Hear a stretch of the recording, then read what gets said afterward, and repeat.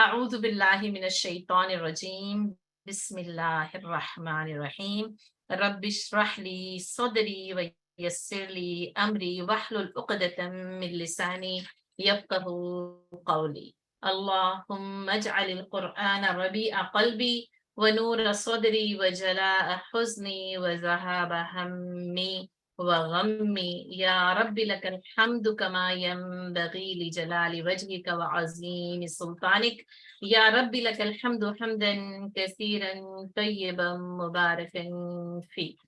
ہم پڑھ رہے ہیں سورۃ الانبیاء، اور سورۃ الانبیاء یقیناً ان عظیم انسانیت کے نمائندے پیغمبران کرام کے تذکرے اور کچھ واقعات پر مشتمل ہے جو ہمیں نبوت کا ایک بہترین منظر، ان کا مقصد، ان کی تاریخ، ان کا جو مشن تھا، اور اس سلسلے میں ان کو جو عظمتیں عطا کی گئیں، اور اس سلسلے میں انہوں نے جو تکلیفیں، مشقتیں اور اذیتیں اٹھائیں، ان سب کا بیان انتہائی خوبصورت انداز میں کیا گیا۔ حضرت ابراہیم علیہ السلام کے واقعے میں ہم پڑھ چکے ہیں، اور اگر آپ دیکھیں، اگر آپ اس کو جیسے جس کو آپ کہتے ہیں نا، اگر آپ اینالائز کریں تو ان واقعات کا، یعنی ان ناموں کا جو ذکر ہوا تھا وہ شروع ہوا حضرت موسیٰ اور ہارون علیہ السلام سے شروع ہوا نا، اور بس ان کے بارے میں ایک بات یہ بتا کے کہ وَلَقَدْ آتَيْنَا مُوسَىٰ وَهَارُونَ الْفُرْقَانَ وَضِيَاءً وَذِكْرًا لِلْمُتَّقِينَ۔ اب آپ دیکھ لیں کہ وہ جو ذکر تھا، وہ جو نصیحت تھی، وہ پرہیزگاروں کے لیے اس میں، یعنی کہ تورات میں بڑی نصیحت تھی۔ اور آپ دیکھیں موسیٰ علیہ السلام کا جو نام ہے، ذکر ہے، ایک استعارہ ہے، یعنی باطل کے مقابلے میں ڈٹ جانے کے لیے نا، پھر وہی ہر فرعون موسیٰ رہا جو کہ سورہ طٰہٰ کا مرکزی مضمون تھا۔ تو موسیٰ علیہ السلام کا نام آئے تو پھر وہ فرعون، اور پھر آپ دیکھیں اس کی جو انانیت تھی، اس کی جو مخالفت تھی، اور اس نے جو موسیٰ علیہ السلام کے ساتھ معاملہ کیا، تو یہ پوری کی پوری ان حقیقتوں کو ہمارے سامنے کھول دیتا ہے۔ تو اگر آپ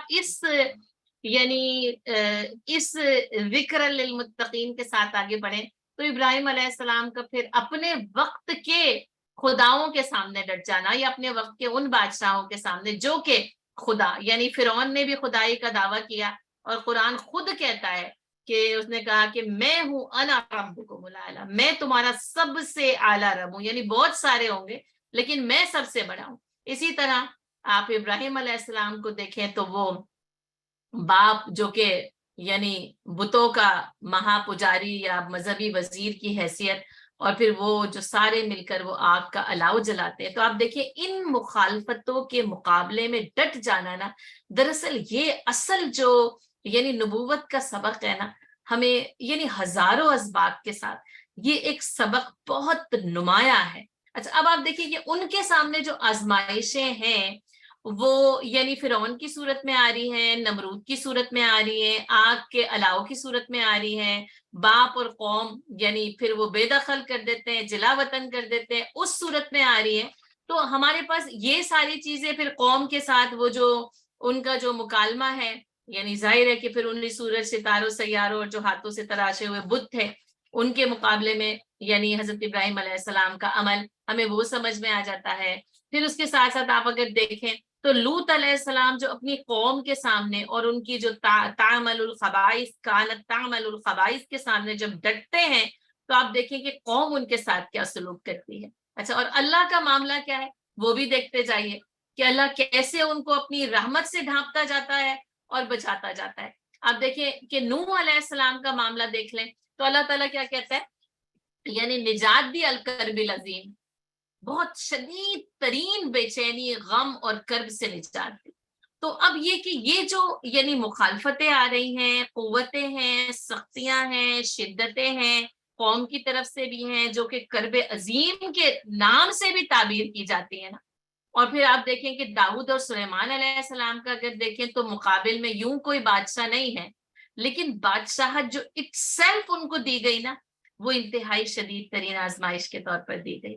اور اس میں پھر آپ مقدمے کے ذریعے آپ دیکھ لیں کہ ان کے اوپر انعامات کی جو بارش کی ہے نا، اس کا بھی ذکر ہو گیا، لیکن اس کے ساتھ پھر وہ جو عدل کا جو میزان ہے، جو عدل کا پیمانہ ہے، جو عدل کا کانٹا ہے، اس کے اوپر کھڑے ہونا اور اس کے اوپر جم جانا، یہ اس کے اندر کے جو حکم کرنا ہے، جو حکم یعنی قاضی بننا ہے، تو وہ بھی اتنا آسان نہیں ہے. اور اس میں آپ دیکھیں کہ داؤد علیہ السلام کی ایک آزمائش ہوتی ہے تو وہ اپنے بیٹے سلیمان علیہ السلام کا جو یعنی فیصلہ ہے, جو اجتہاد ہے ان کا, وہ اس کو قبول کر لیتے ہیں.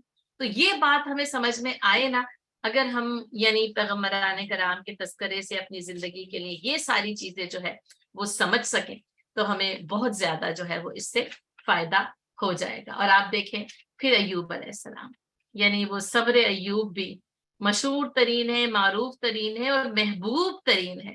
اللہ نے ایوب علیہ السلام کا ذکر نا بہت ہی محبوبانہ انداز سے بیان سے کیا, لیکن پھر وہ سوچ بھی آتی ہے کہ اتنا محبوب بندہ اور نعم العبد, اللہ کہتا ہے انہو اواب, وہ رجوع کرنے والے تھے اور ان کو اتنی شدید مشکلات سے گزارا جاتا ہے. اور اس کے بعد آپ دیکھیں کہ یعنی وہ ان مشکلات سے جب گزر جاتے ہیں نا, جب سونا وہ بھٹی میں تپ کر کندن بن جاتا ہے نا, بس پھر اللہ تعالیٰ کہتے ہیں رحمتم من عندنا وذکریٰ للعابدین. اچھا آپ دیکھیں شروع ذکر للمتقین سے ہوا, ذکر للعابدین, اور عبادت گزاروں کے لیے اس میں بڑا سبق ہے. یعنی عبادت گزار ہی اس سے وہ سبق حاصل کر سکتے ہیں کہ اپنی بندگی کی زندگی کو سنوار سکیں.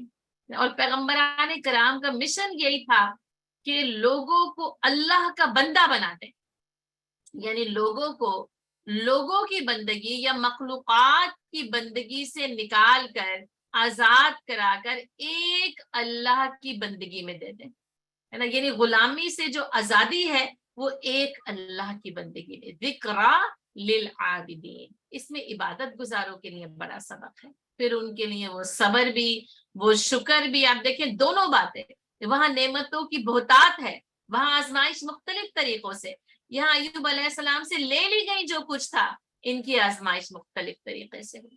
تو یہ آزمائشوں کے مختلف طریقے ہیں.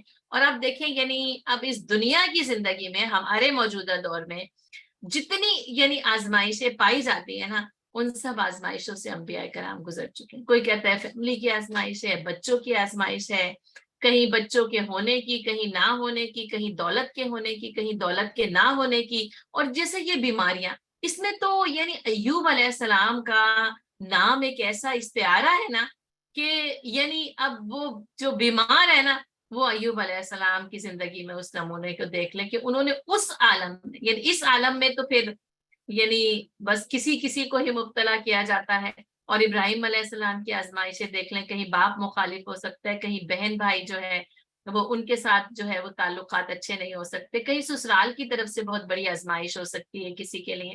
یعنی جب رشتہ داروں کی طرف سے آزمائش ہونا, تو پھر ابراہیم علیہ السلام ایک استعارہ بنتے ہیں کہ یعنی قوم, باپ, سگا باپ ان آگ کے الاؤ کو جلانے والوں میں شامل ہو جاتا ہے. تو یعنی کہیں سختی ہے, کہیں بادشاہ کوئی سخت مل جائے, یا گھر کا ہی کوئی امیر کہیں سخت ہو جائے, تو آپ دیکھیں کہیں شوہروں کی سختیوں کا معاملہ ہو, تو ویسے تو فرعون اور موسیٰ علیہ السلام کا ذکر آتا ہے نا, تو وہیں پر پھر آسیہ جو ہے وہ اس ظلم کے خلاف اور اس ظلم کو سہنے کے لیے نا ایک استعارہ بن کر کھڑی ہو جاتی ہے. یعنی یہ ہر چیز میں نا ایسا وہ ذکر للمتقین اور ذکر للعابدین نا, ایسے یہ اس کو یعنی اس میں پوشیدہ ہے نا سورۃ الانبیاء میں اور انبیاء کرام کے تذکرے میں اور قرآن میں, کہ واقعتاً اگر ہم اپنی زندگی کو قرآن کے مطابق گزارے نا, اس کے فہم کے ساتھ, وہ جو مجھے بڑا اچھا اس کا جو ہے نا وہ لگتا ہے کہ اللہ تعالیٰ فرماتا ہے کہ ہم نے ففہمناہا سلیمان, اور ہم نے سلیمان کو یہ فہم عطا کر دیا تھا. تو اللہ تعالیٰ واقعی نا یعنی فہم عطا کر دے. اسی لیے اس کو نا جیسے فہم القرآن بھی کہا جاتا ہے. تفہیم القرآن آپ کو پتہ ہے مشہور تفسیر ہے, جس کا نام ہی انہوں نے رکھا کہ جیسے وہی ففہمناہا سلیمان, کہ سمجھا دیا تھا. تو اسی طرح تذکیر القرآن بھی ہے, تو وہ بھی ذکر للمتقین اور ذکر للعابدین سے عبارت ہو جاتی ہے. تو اصل میں نصیحت ہو, سبق آموزی ہو, فہم ہو, اور وہ ہمیں حاصل ہو جائے, اور قرآن کا سمجھنا اور زندگی کا گزارنا, یعنی قرآن کو سمجھ کر اپنی زندگی کو گزارنا, اپنی زندگی کے معاملات کو طے کرنا, اپنی زندگی کی کٹھنائیوں کو عبور کرنا, صبر کرنا, شکر کرنا.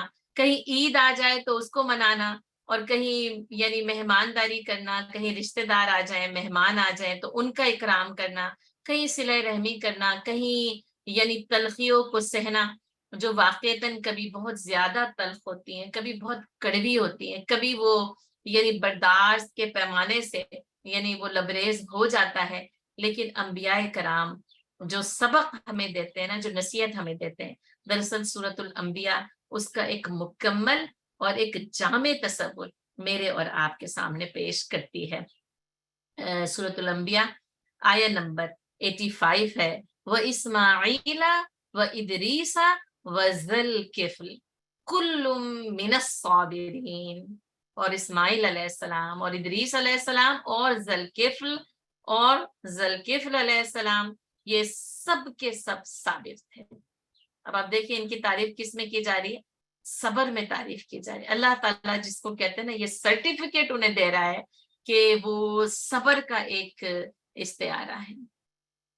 اور اسماعیل علیہ السلام کے متعلق ہم جانتے ہی ہیں کہ حضرت ابراہیم علیہ السلام کے بیٹے ہیں، اور یعنی امتیاز یہ ہے، انفرادیت یہ ہے، شان یہ ہے کہ رسول اللہ صلی اللہ علیہ وسلم بنی اسماعیل میں مبعوث ہوتے ہیں۔ تو اور یہی ہیں وہ کہ جن کو لے کر ہجرت کی ہے حضرت ابراہیم علیہ السلام نے، اور بوادی غیر ذی زرع میں ربنا انی اسکنت بوادی غیر ذی زرع، اے اللہ میں نے اپنے اہل و عیال کو نا بس اس بے آب و گہا وادی میں بسا لیا۔ اور واقعی کیا کہنے خلیل اللہ کے، کہ کیسے وہ اللہ کے حکم پر عمل کرتے تھے، اور کیا ان کی ہمت اور جرت، یعنی آگ کے علاؤں میں بھی جل کر خاک ہو جانے کو تیار ہو گئے، اور بے آب و گیا وادی میں بھی اپنے اہل و عیال کو، شیر خوار بچے کو، اور وہ بھی یہ کہ وہ بڑھاپے میں اور اکلوتی اولاد اس وقت، اور اس کو وہاں چھوڑ کر آنے کے لیے تیار ہو گئے۔ اور یہ ہیں اسماعیل علیہ السلام، اور جن سے ظاہر ہے کہ وہ یوں سمجھ لیں کہ عرب مستعربہ کی ابتدا حضرت اسماعیل علیہ السلام سے ہوتی ہے۔ اور پھر ادریس علیہ السلام ہے۔ ادریس علیہ السلام کا ذکر بھی جو ہے یعنی قرآن میں کم آیا ہے، لیکن آیا ہے۔ اور اس کے ساتھ ساتھ یہ، جیسا کہ ہم معراج کے تذکرے میں پڑھتے ہیں کہ رسول اللہ صلی اللہ علیہ وسلم کی ملاقات حضرت ادریس علیہ السلام سے ہوئی، تو ان کا یہ ایک مرتبہ ہمیں نظر آتا ہے، ہمیں سمجھ میں آتا ہے۔ اللہ تعالیٰ نے ان کا بھی جو ذکر ہے بڑی محبوبیت کے ساتھ جو ہے وہ کیا ہے۔ اچھا، ان دونوں کے نبی ہونے میں تمام جمہور علماء کا اتفاق ہے، بس یہاں پر ایک جو یہ نام آیا نا ذوالکفل، اس میں یعنی کچھ علماء کرام کی رائے یہ ہے کہ وہ زمرہ انبیاء میں سے نہیں تھے، اور ان کا یہ کہنا ہے کہ وہ یعنی ایک انتہائی صالح تھے، اور ان کی صالحیت نے اتنی ترقی کی کہ ان کا ذکر انبیاء کرام کے ساتھ کیا گیا۔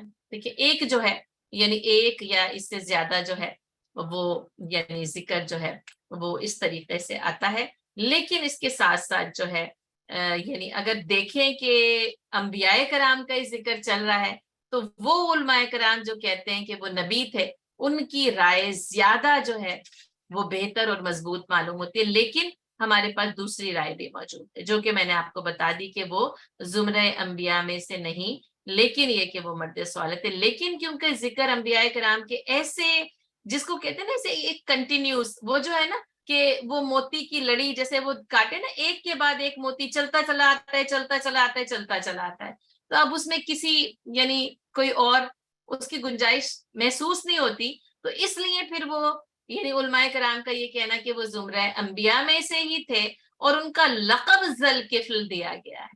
ٹھیک ہے، اچھا، اور یہ جو ذوالکفل ہے اس کے معنی ہوتے ہیں صاحب نصیب، اور نام ان کا بشیر بن ایوب لکھا گیا، یعنی جن لوگوں نے یہ بات بتائی ہے کہ یہ جو ہے وہ یعنی نبی تھے، تو انہوں نے کہا ہے کہ ان کا نام جو ہے وہ بشیر بن ایوب تھا۔ اس کا مطلب یہ نہیں کہ ایوب علیہ السلام کے بیٹے تھے، ٹھیک ہے۔ اور جیسے شام کا ہی جو علاقہ تھا نا، وہی آپ کی دعوت کا مرکز تھا، اور آپ بنی اسرائیل کی طرف ہی مبعوث کیے گئے۔ اچھا، اس کے ساتھ ساتھ یہ کہ پھر وہی کہ نبیوں کے ذکر میں ان کا نام ہے، تو یہی جو رائے ہے وہ راجح معلوم ہوتی ہے، اور کہ وہ نبی تھے، اور یہ کہا گیا کہ وہ الیسع، جیسے آگے ہم پڑھیں گے نا، الیسع کا نام جو ہے وہ نبی کے طور پر آیا ہے، ان کے یعنی نائب تھے، ان کے خلیفہ تھے۔ اور یہ بھی یعنی ابن کثیر نے بھی کچھ اور مزید جو ہے وہ اس سلسلے میں روایات لکھی ہیں، اور مجاہد رحمت اللہ علیہ کے قول سے جو ہے وہ نقل کیا گیا ہے کہ یعنی الیسا نے، الیسا جو کہ جن کے یعنی نبی تھے، انہوں نے پھر جیسے اللہ تعالیٰ سے دعا بھی کی اور انہوں نے چاہا کہ میں جو ہے وہ اپنا نائب اور خلیفہ مقرر کروں اور یہ دیکھوں کہ وہ عمل جو ہے وہ کیسے کرتا ہے۔ انہوں نے کہا کہ یعنی اس روایت کو جو ہے وہ نقل کیا گیا ہے کہ انہوں نے کہا کہ 3 شرطوں کے ساتھ اپنا خلیفہ نامزد کرتا ہوں۔ اب آپ 3 شرطیں ذرا یعنی نوٹ کیجئے گا کہ کہا کہ وہ یعنی ہمیشہ روزہ رکھتا ہو، ہے نا، یا تو یہ کہ وہ ہو اس پر، اور یا یہ کہ وہ ان شرطوں کو مان لے تو میرا خلیفہ بن جائے، دونوں باتیں، یعنی میں اس کو نامزد کروں گا جس میں یہ ساری خصوصیات ہوں، یا یہ کہ کوئی ان شرطوں پہ مجھ سے بیعت کر لے تو میں اس کو اپنا نائب مقرر کرتا ہوں۔ نمبر 1 یہ کہ وہ ہمیشہ روزہ رکھے، ٹھیک ہے، تو آپ دیکھیں کہ جو ہمیشہ روزہ رکھنا ہے نا وہ بڑا یعنی نصیبوں والا ہی کوئی ہے جو ہمیشہ روزہ رکھ سکتا ہوں۔ اچھا، اور ہمیشہ یعنی ہر رات کو قیام کرتا ہوں۔ اب یہاں پہ آپ دیکھیں کہ صرف تہجد بھی نافلۃ لک نہیں، بلکہ یہ کہ رات کی عبادت یعنی لازم اور ملزوم ہو جائے۔ اب اس کا مطلب یہ نہیں کہ وہ پھر کبھی سوئے نہیں، لیکن یہ کہ یعنی ہمیشہ رات کو بیدار رہتا ہو۔ اچھا، اب تیسرا یعنی یہ تو 2 عبادت کے جو ہے وہ مرائل ہے، تیسرا کیا ہے کہ کبھی غصہ نہ کرتا ہو۔ اب آپ سوچیں کہ یعنی غصہ نہ کرتا ہو، ہمیشہ روزہ رکھتا ہو اور ہمیشہ رات کو قیام کرتا ہو، تو پھر ظاہر ہے وہ ایک شخص اور جو کہ وہ ذوالکفل، اور اسی لیے ان کا نام پھر ذوالکفل ٹھہرا، یعنی صاحب نصیب ٹھہرا، کہ بڑے نصیبوں والا، کہ جو ان 3 شرطوں کے اوپر یعنی مان جائے یا وہ ان 3 شرطوں کے اوپر پہلے سے جو ہے نا وہ قائم ہو نا۔ اور اس کے ساتھ انہوں نے کہا کہ بس، اور انہوں نے کہا کہ یعنی میں ان 3 شرطوں پہ بیعت کرتا ہوں، اور یا پھر یہ کہ انہوں نے کہا میں ان 3 چیزوں پر عمل کرتا ہوں، یعنی میں ان 3 چیزوں کا عامل ہوں۔ اور کہتے ہیں کہ 3 دن تک یعنی الیسا نے یہ یعنی اعلان کیا اور لوگ آتے رہے، اور 3 دن تک، اور پھر اس کے بعد یعنی کوئی بھی پورے مجمع میں سے کھڑا نہ ہوا سوائے الیسا کے۔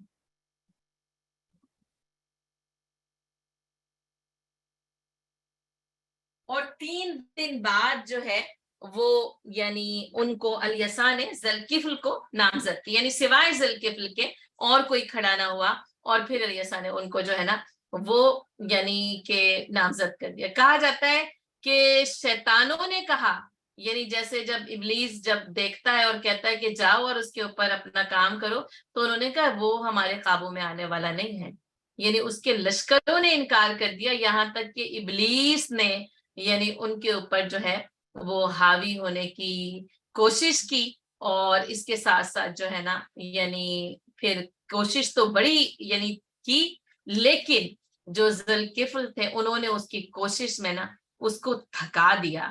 اور بہرحال یعنی ابن کثیر نے یہ نقل کیا ہے کہ تو نے مجھے میری ہر تدبیر میں تھکا دیا اور تو کبھی میرے جال میں نہیں آیا، اور میں نے یہ چاہا یعنی یہ کہ رات کو عبادت نہ کرے تو روزہ نہ رکھے، نہیں مانے، لیکن کہا کہ میں نے یہ کوشش کی کہ تجھے کسی طرح جو ہے نا وہ غصہ دلا دوں، ہے نا، یعنی اب ان کو غصہ یعنی آنا ہی چاہتا تھا نا، انہوں نے شیطان کو پہچان لیا، اور پھر یعنی انہوں نے اس کے اوپر غصہ نہیں کیا، تو کہا کہ بس یہ وجہ ہے، یعنی میں نے اس لیے تجھے جو ہے وہ بہکانا چاہا، اور لیکن تو نے مجھے ہر طرح کی تدبیر میں تھکا دیا۔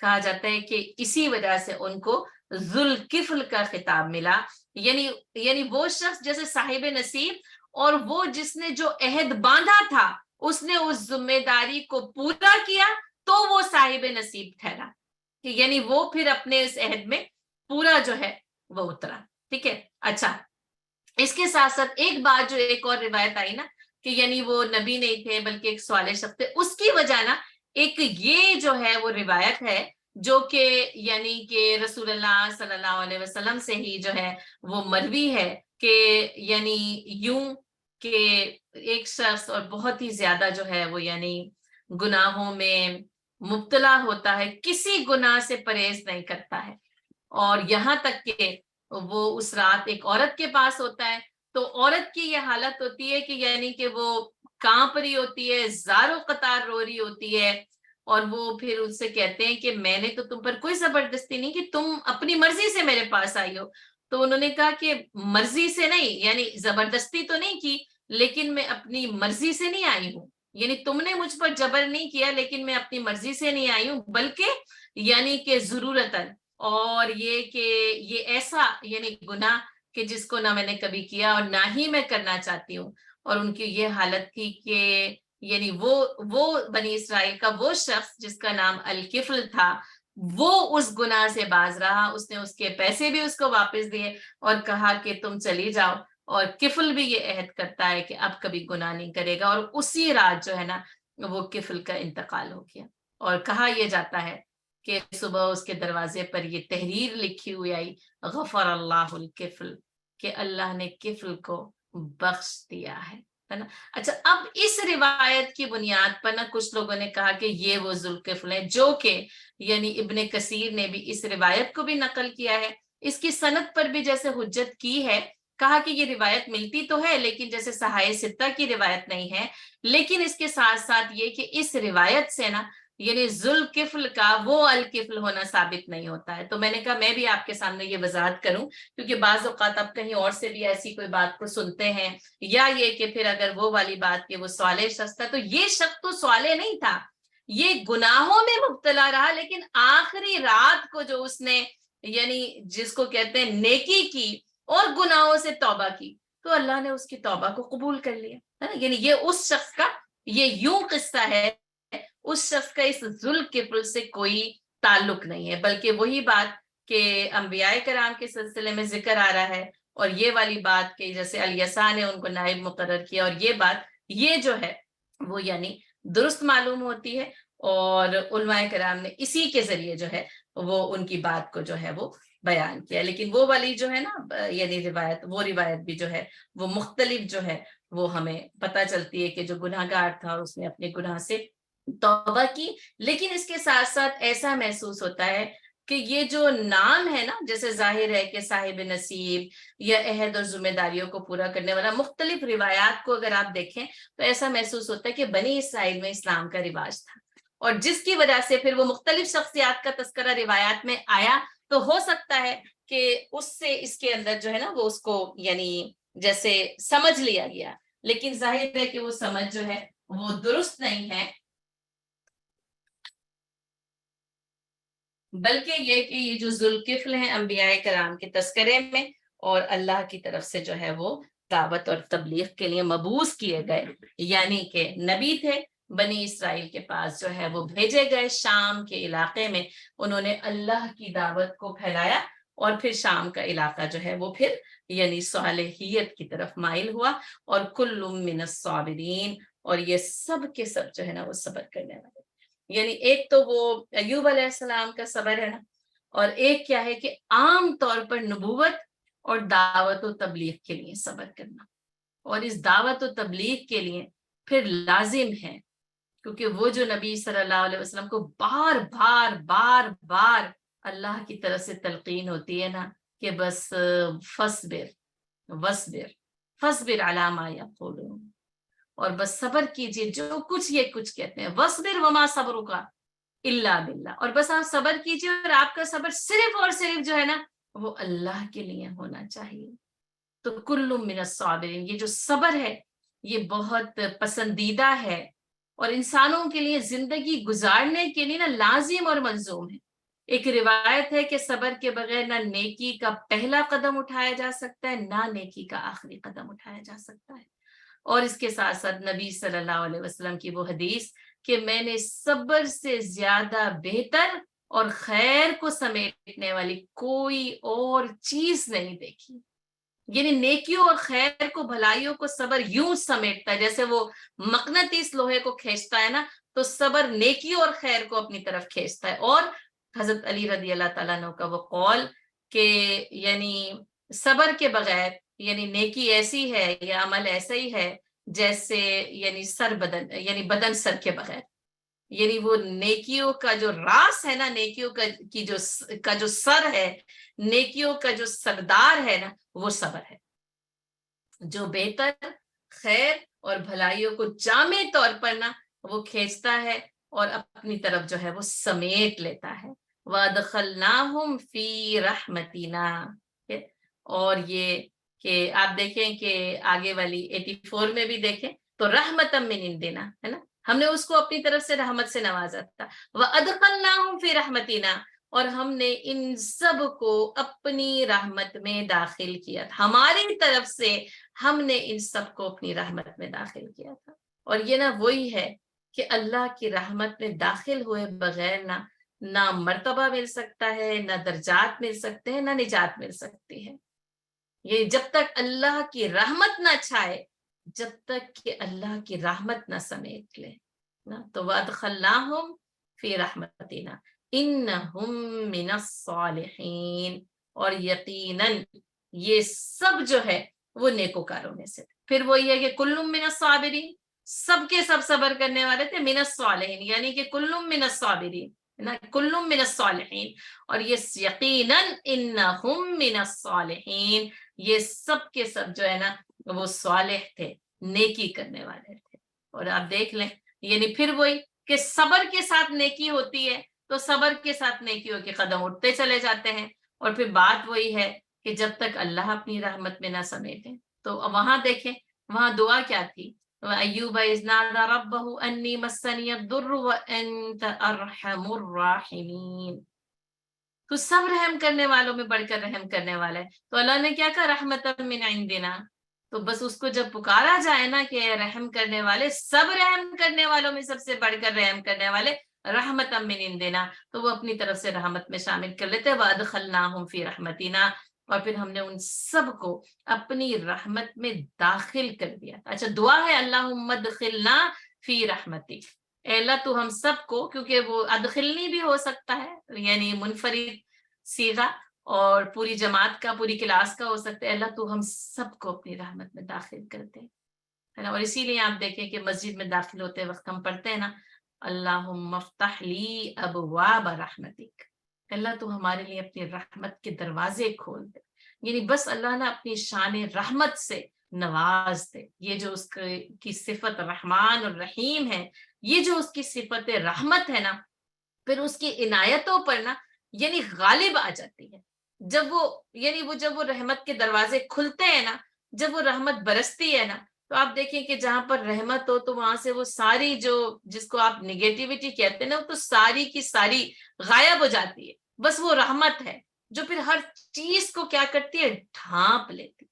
और उसकी रहमत ने ना हर चीज को ढांपा हुआ है, यानी लोगों की बेसब्री को भी ढांप देती है, लोगों की गुमराही को भी ढांप देती है, लोगों की गलतियों को, गुनाहों को, उनकी लग़्ज़िशों को, हर चीज को ना उसकी रहमत की चादर ना जैसे ढांप देती, वो जैसे अंधेरा रात की चादर ना सारे उजाले को अपनी लपेट में ले लेती है ना, तो अल्लाह की रहमत की चादर भी ना ऐसी वो छाती है कि वो ना इंसानों की सारी लग़्ज़िशों की, गुनाहों की माफी और तलाफी कर देती है। वअदखलनाहुम फी रहमतिना, और जिसको अल्लाह अपनी रहमत में दाखिल कर ले, उसकी खुशनसीबी, उसकी सादत का क्या कहना, है ना। अल्लाहुम्मा अदखिलना फी रहमतिक, अल्लाह तू हम सबको अपनी रहमत में दाखिल कर दे। अल्लाहुम्मा अजअलना मिनस सालिहीन, अल्लाह तू हमें अपने नेकोकार बंदों में बना दे, उनमें शामिल कर दे रब्बल आलमीन।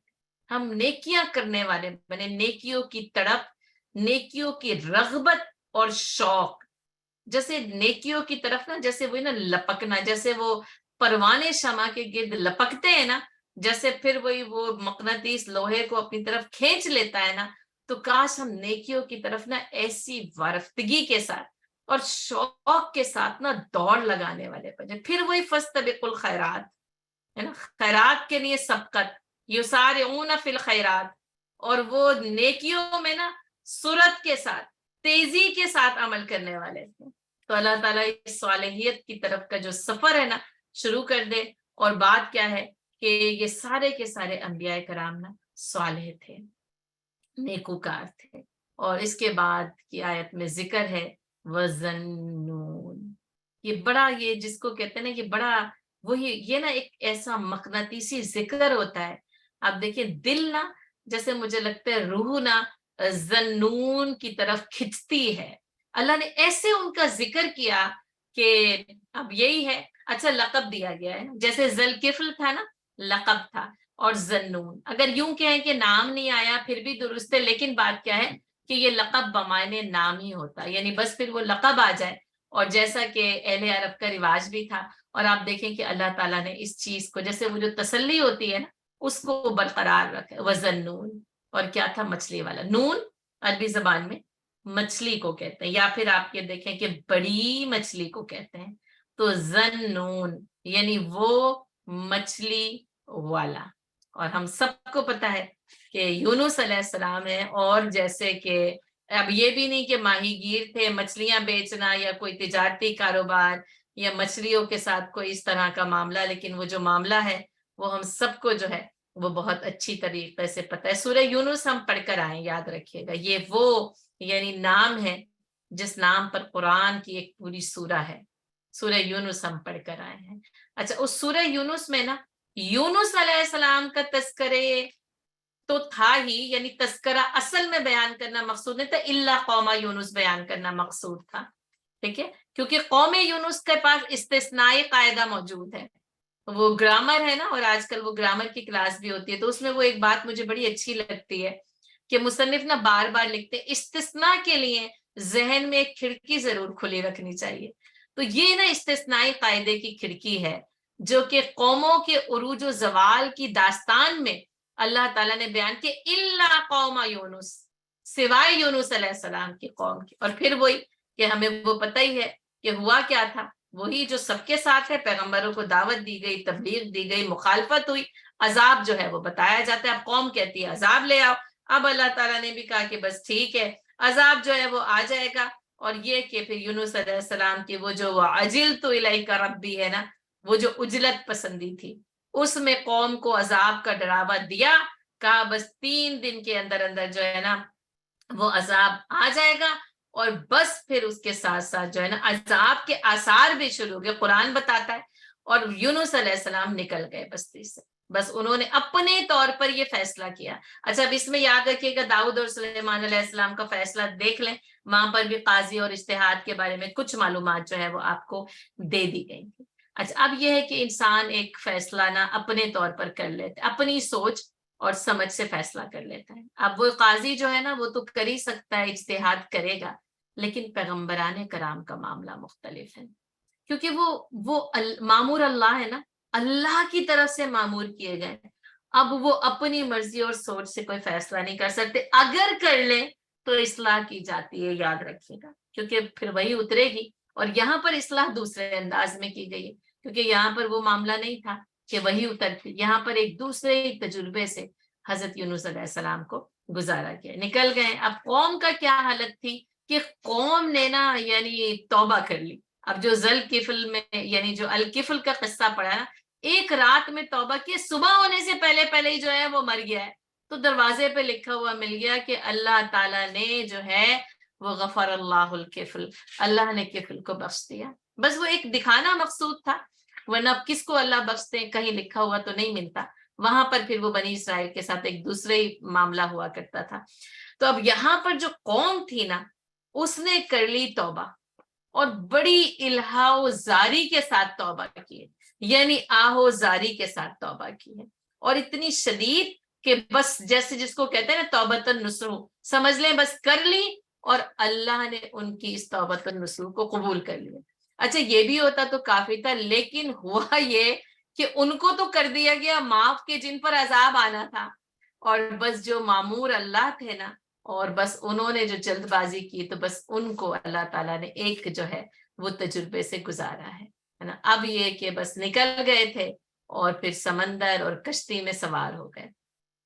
कसद हिजरत का ही था, याद रखिएगा, यानी इस कौम को, इस जो है वो यानी गुनाहों में मुब्तला कौम को छोड़कर, वही था वही मुहाजिरुन इला रब्बी, अपने रब की तरफ हिजरत करता हूँ, ये मकाम छोड़ देता हूँ, लेकिन वो अल्लाह की इज़्न से होगा, अल्लाह की इजाजत से होगा, अल्लाह के इज़्न से होगा ना। यहाँ पर वो इज़्न बराह रास्त मौजूद नहीं था, अपनी समझ थी, अपना इज्तिहाद था, अपना फतवा था, और निकल गए, कश्ती में सवार हो गए, اب ظاہر ہے یہ اتفاق نہیں ہے، کیونکہ ظاہر ہے اللہ کے یہاں اتفاق تو کوئی نہیں ہوتا. اب لکھا یہی جائے گا اتفاق ہے کہ کشتی جو ہے وہ پھنس گئی طوفان میں، گرداب میں، بھنور میں پھنس گئی. اتفاق نہیں تھا، اللہ نے وہ کشتی، اور ہر کشتی کو اللہ ہی بھنور میں پھنساتا ہے نا. یعنی ہر چیز یا نکالتا بھی وہی ہے اور پھنساتا بھی وہی ہے. تو وہ بھنور میں پھنس گئی، ایسی گرداب میں پھنسی نا کہ بس غرق ہو جائے. اور اب قانون وہاں پر جس کو کہتے ہیں کہ کلچر، جس کو کلچرل تھنگز ہوتی ہیں، اب یہ ان کا عقیدہ تھا کہ وہی کشتی پھنستی ہے اور ڈوبتی ہے جس میں کوئی غلام اپنے آقا سے بھاگا ہوا ہو. اب آپ دیکھیں کہ وہ ہے ویسے کتنے حقیقت پر مبنی نا، کہ یعنی وہ حقیقت کیا ہے کہ غلام آقا سے نہیں بھاگ سکتا. اگر غلام آقا سے بھاگ جائے نا تو کشتیاں غرق ہو جاتی ہیں. اور آج دیکھ لیں یہ پوری دنیا میں نا اللہ کے بندے اللہ سے بھاگے ہوئے، کہاں کہاں وہ کس کس جگہ پہ جا کے کشتیاں غرق ہو رہی ہیں. یا کشتی اب اس کو آپ نہ کہیں تو کیا کہیں کہ آپ دوزے ہیں، اور وہ دنیا کی یعنی بہترین ٹیکنالوجی کے ساتھ تیار کی جاتی ہیں، لیکن جہاں ان کو اپنے انجام پر پہنچنا ہے نا، کیونکہ وہ اللہ کے بندے نا اللہ سے بھاگے ہوئے، انہوں نے اللہ سے راہ فرار اختیار کی ہے. تو سفینے وہی ڈوبتے ہیں جو اللہ سے راہ فرار اختیار کرتے ہیں. ورنہ یہ جو آزمائش ہے وہ نہیں ہے کہ اس میں پھر ڈوبنا نہیں ہوتا. اس میں تو وہی ہے کہ جہاں میں اہل ایمان صورت خورشید جیتے ہیں، ادھر ڈوبے ادھر نکلے، ادھر ڈوبے ادھر نکلے. وہ آزمائشوں میں ثابت قدم رہتے ہیں تو رحمت من عندنا، وہ اللہ تعالیٰ کی طرف سے نا، وَأَدْخَلْنَاهُمْ فِي رَحْمَتِنَا، پھر ان کو اپنی طرف سے اللہ کی رحمت میں داخل کیا جاتا ہے.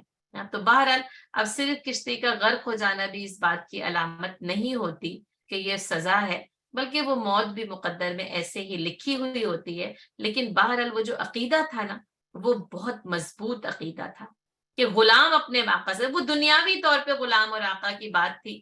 اور ہم پھر اس کا پیچھے کا جو سائز یعنی اس کا پیچھے کا رخ دیکھیں تو بات کیا یہ کہ اللہ کے بندے اگر اللہ کی غلامی سے بھاگ جائیں نا تو ان کے نصیب میں پھر غرق ہونا ہی لکھا ہوا ہوتا ہے. اب پھر وہ کیا کیا کہ وہ ملے.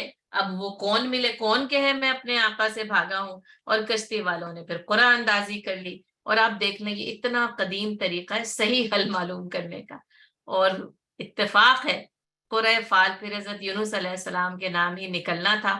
اور حضرت یونس علیہ السلام کو اس وقت یہ پتہ چل گیا کہ میں ہی اپنے آقا سے بھاگا ہوں. کہا جاتا ہے 3 بار قرآن اندازی کی ہے نا، اور قرآن نے اس کا ثبوت دیا ہے کہ وہ جو ہے وہ ان میں شامل ہوا. پھر تو فساہما فکان من المدحدین، اور پس جب کہ وہ تیر ڈال، اب وہ تیروں کے ذریعے قرآن اندازی جیسے ہو رہی ہے، یہ نہیں کہ نام لکھ کر ڈال، بلکہ یہ کہ انہی کے نام پر. اور پھر جو ہے وہ یعنی کشتی والوں نے بھی پہلے تو شاید تامل کیا ہوگا، دوسری بار بھی کیا ہوگا، لیکن اب تیسری بار دونوں میں سے کسی نے بھی تامل نہیں کیا. یونس علیہ السلام بھی اٹھ کھڑے ہوئے اور کشتی والے بھی اپنی کشتی کو بچانے کے لیے حضرت یونس علیہ السلام کو دریا میں پھینکنے کے لیے تیار ہو گئے. اور یونس علیہ السلام کھڑے ہوئے، اندازہ ہو گیا کہ میں ہی ہوں جو اپنے آقا سے بھاگا ہوا ہوں، اور بس ان کو اٹھا کرنا دریا میں پھینک دیا. آپ دیکھیں کہ بس، اور پھر وہی یہ بھی اتفاق نہیں تھا، نہ ہی کوئی ایسا اتفاق تھا کہ وہاں وہ نیچے وہ جو مچھلی ہے، وہ جو نون ہے، وہ منہ کھول کے کھڑی ہو اور وہ بغیر چبائے حضرت یونس علیہ السلام کو نگل جائے نا. کہا جاتا ہے کہ اللہ تعالیٰ نے بس وہ حکم دیا اور وہ مچھلی پتہ نہیں وہ کہاں موجود ہوگی، اور وہ یعنی وہ سیکنڈوں کی رفتار میں جو ہے نا وہ عین اسی جگہ آ کر پہنچی جہاں پہ یونس علیہ السلام کو آنا تھا. اور جیسے اس کا پورا منہ جو ہے نا وہ یوں کھلا ہوا تھا، اس کو حکم دیا گیا تھا کہ ایسے نکلنا ہے کہ یعنی ان کو کوئی نقصان نہیں پہنچنا چاہیے. یعنی جس کو کہتے ہیں نا بال بھی بیکا نہیں ہونا چاہیے، نہ گوشت نہ ہڈی نہ ان کا بال، کسی چیز کو کوئی نقصان نہ پہنچے. اور آپ یہ دیکھیں کہ یعنی مچھلی کی کیا مجال کہ وہ حضرت یونس علیہ السلام کو نقصان پہنچا دے. اس نے آپ کو ثابت سالم بغیر کوئی نقصان پہنچے جو ہے نا وہ نکل لیا. اور کہا حکم تھا کہ جو پیٹ ہے نا کچھ دن کے لیے وہ ایک قید خانے کی صورت میں، تو جسے اللہ نے قید کرنا ہو نا اسے یعنی سمندروں میں مچھلیوں کے پیٹ میں قید کر دیا جاتا ہے. یہ سلاخیں اور یہ قید خانے کیا اہمیت رکھتے ہیں، یعنی اور جس کو رہا کرنا ہو بس وہ اللہ کی قدرت کاملہ ہے، اور یہ کہ اس مچھلی نے بس اللہ کے حکم سے حضرت یونس علیہ السلام کو جو ہے وہ نگل لیا، اور پھر جو ہے وہ کچھ عرصے، اب یہ کتنا عرصہ ہے، کچھ نے یعنی زیادہ سے زیادہ 40 دن لکھے گئے، ٹھیک ہے، کسی نے تو کچھ یعنی 3 دن تو 10 دن تو 12 دن، لیکن زیادہ سے زیادہ جو ہے نا وہ 40 دن لکھے ہوئے کہ وہ 40 دن مچھلی کے پیٹ میں رہے۔ اب آپ دیکھیں تو صحیح ذرا کہ کیسے جو ہے نا مچھلی کا پیٹ ان کے لیے جو قید خانہ بنا، کیسے وہ اس کے اندر رہے ہوں گے نا، یعنی سوچیں کتنی بڑی آزمائش۔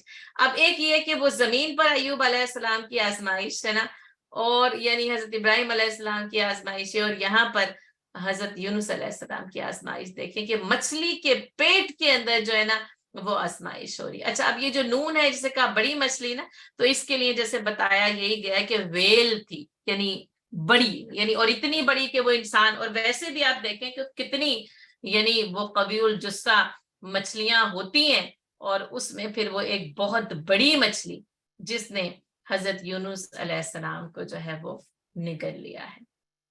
اس طرح کہ بال بھی بیکا نہ ہو، نہ ان کی گوشت پر کوئی خراش، نہ ان کی کوئی ہڈی ٹوٹے، اور وہ وہاں، اور وہ لے کر نا ان کو سمندر کی تہہ کے اندر پہنچ گئی۔ دیکھیں کیونکہ یہاں پر جو آگے آپ پڑھ رہے ہیں نا، یعنی ایک تو یہ کہ مغاضبہ، ٹھیک ہے، غصے سے بھرے ہوئے، اس کی تفصیل میں نے آپ کو بتا دی، اذ ذهب مغاضبا، جب غصے سے بھرے ہوئے نکلے تھے، مستی والوں پہ غصہ تھا نا، بس کہا اب تم اللہ کے عذاب میں جل مرو، اور نکل گئے وہاں سے۔ اس کو اللہ تعالیٰ نے کیا کہا، اذ ذهب مغاضبا، ہے نا، فظن ان لن نقدر علیہ، اور پھر اس نے یہ گمان کیا کہ ہم اس پر قدرت نہ رکھیں گے۔ تو اللہ کی گرفت پھر کیسی گرفت ہے، کوئی یہ گمان بھی نہ کرے کہ فظن ان لن نقدر، کہ ہم اس کی گرفت نہیں کریں گے، یعنی پھر یہ کہ جس نے معمور کیا ہے نا وہی گرفت کرنے پر بھی قادر ہے۔ فنادى في الظلمات، اور جب کہ اس نے پکارا اندھیروں میں سے، تو اب یہ مچھلی کے پیٹ میں، اور کہتے ہیں مچھلی لے کے سمندر کی تہہ میں اتر گئی۔ اب وہ مچھلی کو کون سی ٹیکنیکس چاہیے کہ وہ سمندر کی تہہ میں نہ اترے، اس کا تو یعنی اس کا تو اصل وطن ہی وہ ہے، وہ تو انہی تہوں میں رہتی ہے، وہ پریشر کو برداشت کرتی ہے، اس کے اوپر اللہ تعالیٰ نے وہ طاقت، قوت اور صلاحیت اس کو دی ہے، تو وہ سمندر کی تہہ میں لے کر جو ہے نا وہ اتر گئی۔ جو ظلمات ہے نا، اس کو پھر جو ہے نا یعنی کہ علماء کرام نے یہ کہا کہ ایک تو یعنی سمندر کا ایک عام اندھیرا، روشنی نہیں سفر کر سکتی نا، پھر آپ دیکھیں کہ پھر وہ جو مثال آتی ہے کہ موج من فوق ہی موج، پھر موج کے اوپر ایک موج، اور پھر اس کی تہوں کے اندر تو یعنی کہ سوال ہی پیدا نہیں ہوتا کہ وہاں پر کسی طرح کی کوئی یعنی روشنی پہنچے، تو پھر ظلمات، پھر اس کے اندر کیا ہے کہ وہ مچھلی کے پیٹ کے اندر اندھیرا ہے۔ اچھا، رات کا اندھیرا، سمندر کی تہہ کا اندھیرا، مچھلی کے پیٹ کا اندھیرا، یہ سارے کے سارے اندھیرے نا یعنی جمع ہو گئے ہیں، اس لیے فی الظلمات جمع کا صیغہ استعمال کیا، ایک نہیں تھا، ہے نا، دو بھی نہیں تھے، ورنہ تثنیہ کا صیغہ ہوتا، 3 یا 3 سے زیادہ تھے، تو اس میں پھر 3 کو یوں ہی گن لیں کہ یعنی ایک جو ہے نا رات کا اندھیرا، سمندر، اور پھر سمندر کی تہہ کو یاد کریں، اور مچھلی کے پیٹ کا اندھیرا، تینوں اندھیرے یعنی جمع ہو گئے۔ ایک اور بڑا لطیف نقطہ ہے اس کے اندر، اور مجھے بہت سال پہلے کسی نے یہ بات کی، تو میں نے کچھ یعنی پھر وہی کہ میں نے کسی کو 1-2 بار کہی بھی، پھر میں یہ سوچتی تھی کہ مجھے یعنی کہ اس کی سند حاصل ہو تو میں آگے سے کہوں، تو اس وقت بھی جب کہ میں طریق القرآن میں بھی اس کو پڑھا رہی تھی سورۃ الانبیاء کو، تو لیکن ظاہر ہے کہ موقع جو ہے وہ اس کا فلو مختلف ہوتا ہے، کلاس کا مختلف ہوتا ہے، تو یعنی ابن کثیر نے یہ لکھا ہے کہ آپ جب اس تہہ کے میں پہنچے نا، مچھلی جب لے کے پہنچی، تو آپ نے سمندر کی تہہ میں جو کنکر اور پتھر تھے ان کی تسبیح سنی، ہے نا، اور یا ایک روایت یہ کہ جب آپ وہاں پہنچے تو وہ تسبیح کر رہے تھے، आप ये तस्बीह सुनकर हैरान रह गए कि आखिर यहाँ पर कौन तस्बीह कर रहा है, तो बताया गया कि ये समंदर के जानवरों की तस्बीह है। तो या तो वो समंदरी मखलूक की तस्बीह और या वो कंकर और पत्थरों की तस्बीह, यानी वहीं पर, और या ये कि वो दोनों इस तस्बीह में हम आहंग थे। दाऊद अलैहिस्सलाम के लिए सुन लिए जिबाल और परिंदे, पहाड़ और परिंदे हम आहंग हो जाते थे, तो समंदर के जानवर और ये कंकर और पत्थर वहां जाकर अल्लाह की तस्बीह में हम आहंग हो जाएं, है ना। अच्छा, फिर क्या है, फनादा फिज़्ज़ुलुमात। अच्छा, अब या तो एक ये कि जब उनकी तस्बीह सुनी है ना, तो उस तस्बीह से तो याद आया है, यानी ला इलाहा इल्ला, यानी अब ये कि वो तस्बीह, यही तस्बीह हो रही है, बस अल्लाह एक है, अल्लाह एक है, अल्लाह एक है ना। क्योंकि पूरी कायनात की हम आहंगी यही बताती है कि ला इलाहा इल्ला, बस वो एक है और उसके सिवा कोई नहीं। ठीक है, बस ये कि फिर वो जो याद आई ना तस्बीह, तो ला इलाहा इल्ला अंता सुब्हानक, और बस तू पाक है ना। और या ये कि वो ये तस्बीह उन जानवरों की और उन कंकर और पत्तियों से यही आवाज बुलंद हो रही थी, ला इलाहा इल्ला अंता सुब्हानक। ठीक है, ये अल्फाज वही थे। और या फिर ये कि वो जो तस्बीह कर रहे थे ना, जैसे अल्लाह एक है, तो बस फिर हजरत यूनुस अलैहिस्सलाम ने पुकारा, ए रब, बस तू तो एक ही है और बस तू पाक है ना। और कहा जाता है यूनुस अलैहिस्सलाम ने ये दुआ की। अब ये तो एक और जो है वो हमें रिवायत से पता चलता है कि जब वो तस्बीह की जाती है तो अर्श पे जाके पहुंचती है, और अर्श के गिर्द ये कलमात ना चक्कर लगाते हैं और मक्खियों की भिनभिनाहट की आवाज आती है, यानी इन कलमात की का जो बोलना है। और फिर पूछा जाता है कौन, क्या, किस तरह, तो कहा जाता है कि आपका फला बंदा आपकी तस्बीह बयान कर रहा है। तो कहा ये कलिमात फिर, यानी जब ऊपर पहुंचे आवाज, तो फरिश्ते कहने लगे कि बहुत मबहम सी आवाज है। अब आप देख ले आ कहां से रही है ना, समंदर की तय, मछली के पेट के अंदर से। अब जाहिर है फरिश्ते भी मखलूक है ना, तो उनको भी आवाज तो आई, लेकिन मबहम सी है, किसकी है और क्या बोला जा रहा है ये नहीं समझ में आ रहा है ना। कहा कि लेकिन आशना आवाज है, और इसीलिए ना, यानी रिवायत ये आती है कि जब यूनुस अलैहिस्सलाम ने पुकारा ना, तो फरिश्तों ने कहा आशना आवाज है, लेकिन जब फिरौन ने भी इसी समंदर की तह में पुकारा था, फरिश्तों ने कहा आवाज अजनबी है, इससे पहले कभी नहीं आई। तो जैसे आप और मैं आवाजें पहचानते हैं ना, और पहचानते हैं आप उस आवाज की तरफ लपकते हैं, अच्छा ये तो यानी उसकी आवाज है, ये तो मेरे भाई की आवाज है, ये तो मेरी बहन की आवाज है, ये तो मेरी दोस्त की आवाज है। आप लोग आते हैं, मेरे पास भी आते हैं, लोग कहते हैं आपकी आवाज सुनकर आपके पास पहुंचे, यानी कि आप बैठी हैं तो आपकी आवाज आ रही थी तो हम आए। तो आवाजें फिर पहचान का जरिया तो है, और फिर जब पुकारा जाता है तो फरिश्ते भी आवाजों को पहचानते हैं। तो जब फिरौन ने पुकारा, और आप देखें वही समंदर का तय, बल्कि वहां तो अभी पानी मौजूद भी नहीं है, खुश्क हो गया है, यानी वहां तो अब इतनी दूर दराजी वाला मामला खत्म ही हो गया है। तो उस वक्त फरिश्तों ने कहा ये किसकी, यानी ये तो किसी अजनबी की आवाज है। और जब हजरत यूनुस अलैहिस्सलाम के गो के दूर दराज से आ रही थी ना, लेकिन कहा कि बहुत दूर दराज की आवाज है, और आशना तो है लेकिन बहुत मबहम है, बहुत ज़ईफ है, यानी पहचानी नहीं जा रही कि कौन है ना। और फिर जवाब मिला कि ये मेरे बंदे यूनुस की आवाज है। और फरिश्तों ने कहा वही यूनुस, यानी वही यूनुस अलैहिस्सलाम जिनके कलमात और जिनकी दुआएं आप तक पहुंचा करती थी और मकबूल होती थी। तो बस ए अल्लाह, जैसे आपने उस वक्त उन पर रहम किया, इस वक्त भी उन पर रहम कीजिए। ये फरिश्तों का हजरत यूनुस अलैहिस्सलाम की आवाज के जवाब में अल्लाह ताला को ये फरमाया कि अल्लाह, जैसे आप उससे पहले उनके कलमात को कबूल किया करते थे, अल्लाह आप इस वक्त इनके इन कलमात को कबूल कर लें। कहा जाता है कि अल्लाह ने फरिश्तों की इस सिफारिश को हजरत यूनुस अलैहिस्सलाम के हक में कबूल कर लिया। और फरिश्ते आपको पता है अहले ईमान के लिए भी दुआएं करते रहते हैं, सिफारिश करते रहते हैं। ये फरिश्तों का अहले ईमान के साथ जो यानी मामला है ना, वो इस तरह है اور آپ دیکھیں یونس علیہ السلام کے لیے بھی انہوں نے یہ بات کہی اور اللہ نے ان کی اس بات کو یعنی قبول کر لیا. اور آپ کو پتہ ہے فرشتے سفارش کرتے ہیں، کریں گے، اور فرشتوں کی سفارش قبول کی جائے. اور یہاں پر یہ معاملہ ہمیں یہاں نظر آ رہا ہے. اور بس یعنی یہ کہ بس ظاہر ہے کہ ایک وہی قدر اللہ، کشتی بھی بھنور میں اسی نے پھنسائی، مچھلی بھی اللہ ہی کے حکم سے وہاں آئی.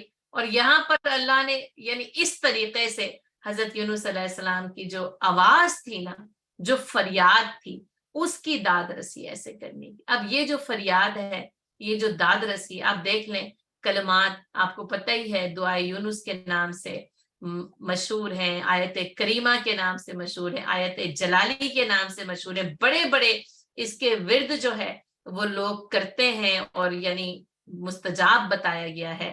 اور اس دعا کا مستجاب ہونے کے لیے تو نبی صلی اللہ علیہ وسلم کی حدیث جو ہے وہ میرے اور آپ کے پاس جو ہے وہ موجود ہے، کہ جس میں رسول اللہ صلی اللہ علیہ وسلم نے فرمایا کہ وہ دعا جو میرے بھائی یعنی یونس علیہ السلام نے مچھلی کے پیٹ میں کی تھی، سنو، جو مسلمان بھی کسی معاملے میں اپنے رب سے یہ دعا کرے اللہ تعالیٰ اسے ضرور قبول کر لیتے ہیں. اور اس کی وجہ پتہ ہے اگلی آیت ہے، فَاسْتَجَبْنَا لَهُ وَنَجَّيْنَاهُ مِنَ الْغَمِّ وَكَذَلِكَ نُنْجِي الْمُؤْمِنِينَ. اور ہم نے استجاب کیا، یہ پکار شرف قبولیت تک پہنچی اور ہم نے اسے اس غم سے نجات دی، اور ہم اسی طرح اہل ایمان کو نجات دیتے. اب دیکھیں اہل ایمان ان کے ساتھ تو موجود نہیں ہے نا، وہاں تو لوط علیہ السلام کے ساتھ ہیں تو اہل ایمان کو نجات دے دی گئی. اب یہاں اہل ایمان موجود تو نہیں ہے، وہ اکیلے ہیں، تنے تنہا ہیں. لیکن آپ یہ دیکھیں یہ دعا اہل ایمان کو تحفے کے طور پر دے دی گئی کہ جیسے ہم نے اسے نجات دی تھی، کذالک ننجی المؤمنین، ہم اہل ایمان کو اسی طرح نجات دیا کرتے ہیں. اسی طرح ایک اور روایت میں یہ الفاظ ہیں کہ یونس علیہ السلام کی اس دعا کے ساتھ جو کوئی دعا کرے اس کی دعا ضرور قبول کی جاتی ہے. اسی طرح ایک اور روایت ہے کہ اللہ کا وہ نام جس سے پکارا جائے تو وہ قبول فرما لے، مانگا جائے تو وہ عطا فرمائے، وہ حضرت یونس علیہ السلام کی دعا میں ہے. اسی طرح حضرت سعد بن ابی وقاص رضی اللہ تعالیٰ عنہ سے مروی ہے، کہا میں نے پوچھا اے اللہ کے رسول، کیا یہ دعا صرف حضرت یونس علیہ السلام کے لیے خاص تھی یا تمام مسلمانوں کے لیے عام ہے؟ فرمایا ان کے لیے خاص تھی اور تمام مسلمانوں کے لیے عام ہے، جو بھی یہ دعا کرے. تو کیا اس نے قرآن میں یہ نہیں پڑھا فَاسْتَجَبْنَا لَهُ وَنَجَّيْنَاهُ مِنَ الْغَمِّ وَكَذَلِكَ نُنْجِي الْمُؤْمِنِينَ. بس جو بھی اس دعا کو کرے اس سے اللہ کی اس قبولیت کا وعدہ ہو چکا ہے. اسی طرح روایت میں آتا ہے کہ امام حسن بصری سے پوچھا گیا کہ ابو سعید اللہ کا وہ اسم اعظم جب اس کے ساتھ سوال کیا جائے تو وہ عطا کرتا ہے. آپ نے فرمایا کیا تم نے قرآن میں اللہ کا یہ فرمان نہیں پڑھا، لا الہ الا انت سبحانک انی کنت من الظالمین فاستجبنا له ونجیناہ من الغم وکذالک ننجی المؤمنین. اور کہا کہ اے میرے پیارے بھتیجے، یہی اللہ کا وہ اسم اعظم ہے کہ جب اس کے ساتھ دعا کی جائے وہ قبول فرماتا ہے، اور جب اس کے ساتھ مانگا جائے تو وہ عطا فرماتا ہے.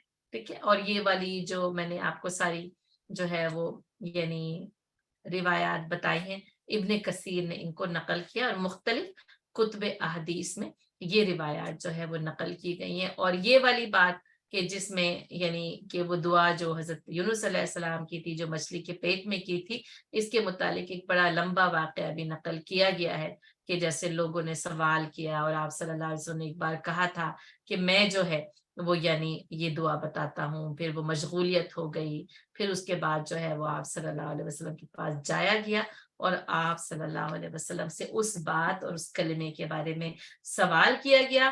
تو رسول اللہ صلی اللہ علیہ وسلم نے یہ بات اور اس کے مختلف طرق سے ہمیں یہ روایت ملتی ہے کہ جس میں یعنی نبی صلی اللہ علیہ وسلم نے اس دعا کی یہ فضیلیت یعنی فضیلت، قبولیت اور نجات بتائی ہے نا. اور احادیث میں جیسے میں نے آپ کو بتایا اس دعا کی بہت زیادہ فضیلت ہے، اور امت نے، علماء کرام نے اس دعا کو ہمیشہ جو ہے وہ شدائد میں، مصائب میں مجرب پایا ہے. اور آپ دیکھ لیں کہ مصیبت کتنی شدید تھی، اور پھر ایک اور روایت سے یہ پتا چلتا ہے کہ اگر، اور جیسا کہ یعنی قرآن کہتے ہیں فَلَوْلَا أَنَّهُ كَانَ مِنَ الْمُسَبِّحِينَ، اور اگر وہ تسبیح کرنے والوں میں شامل نہ ہوتا تو وہ اسی مچھلی کے پیٹ میں جو ہے وہ رہتا.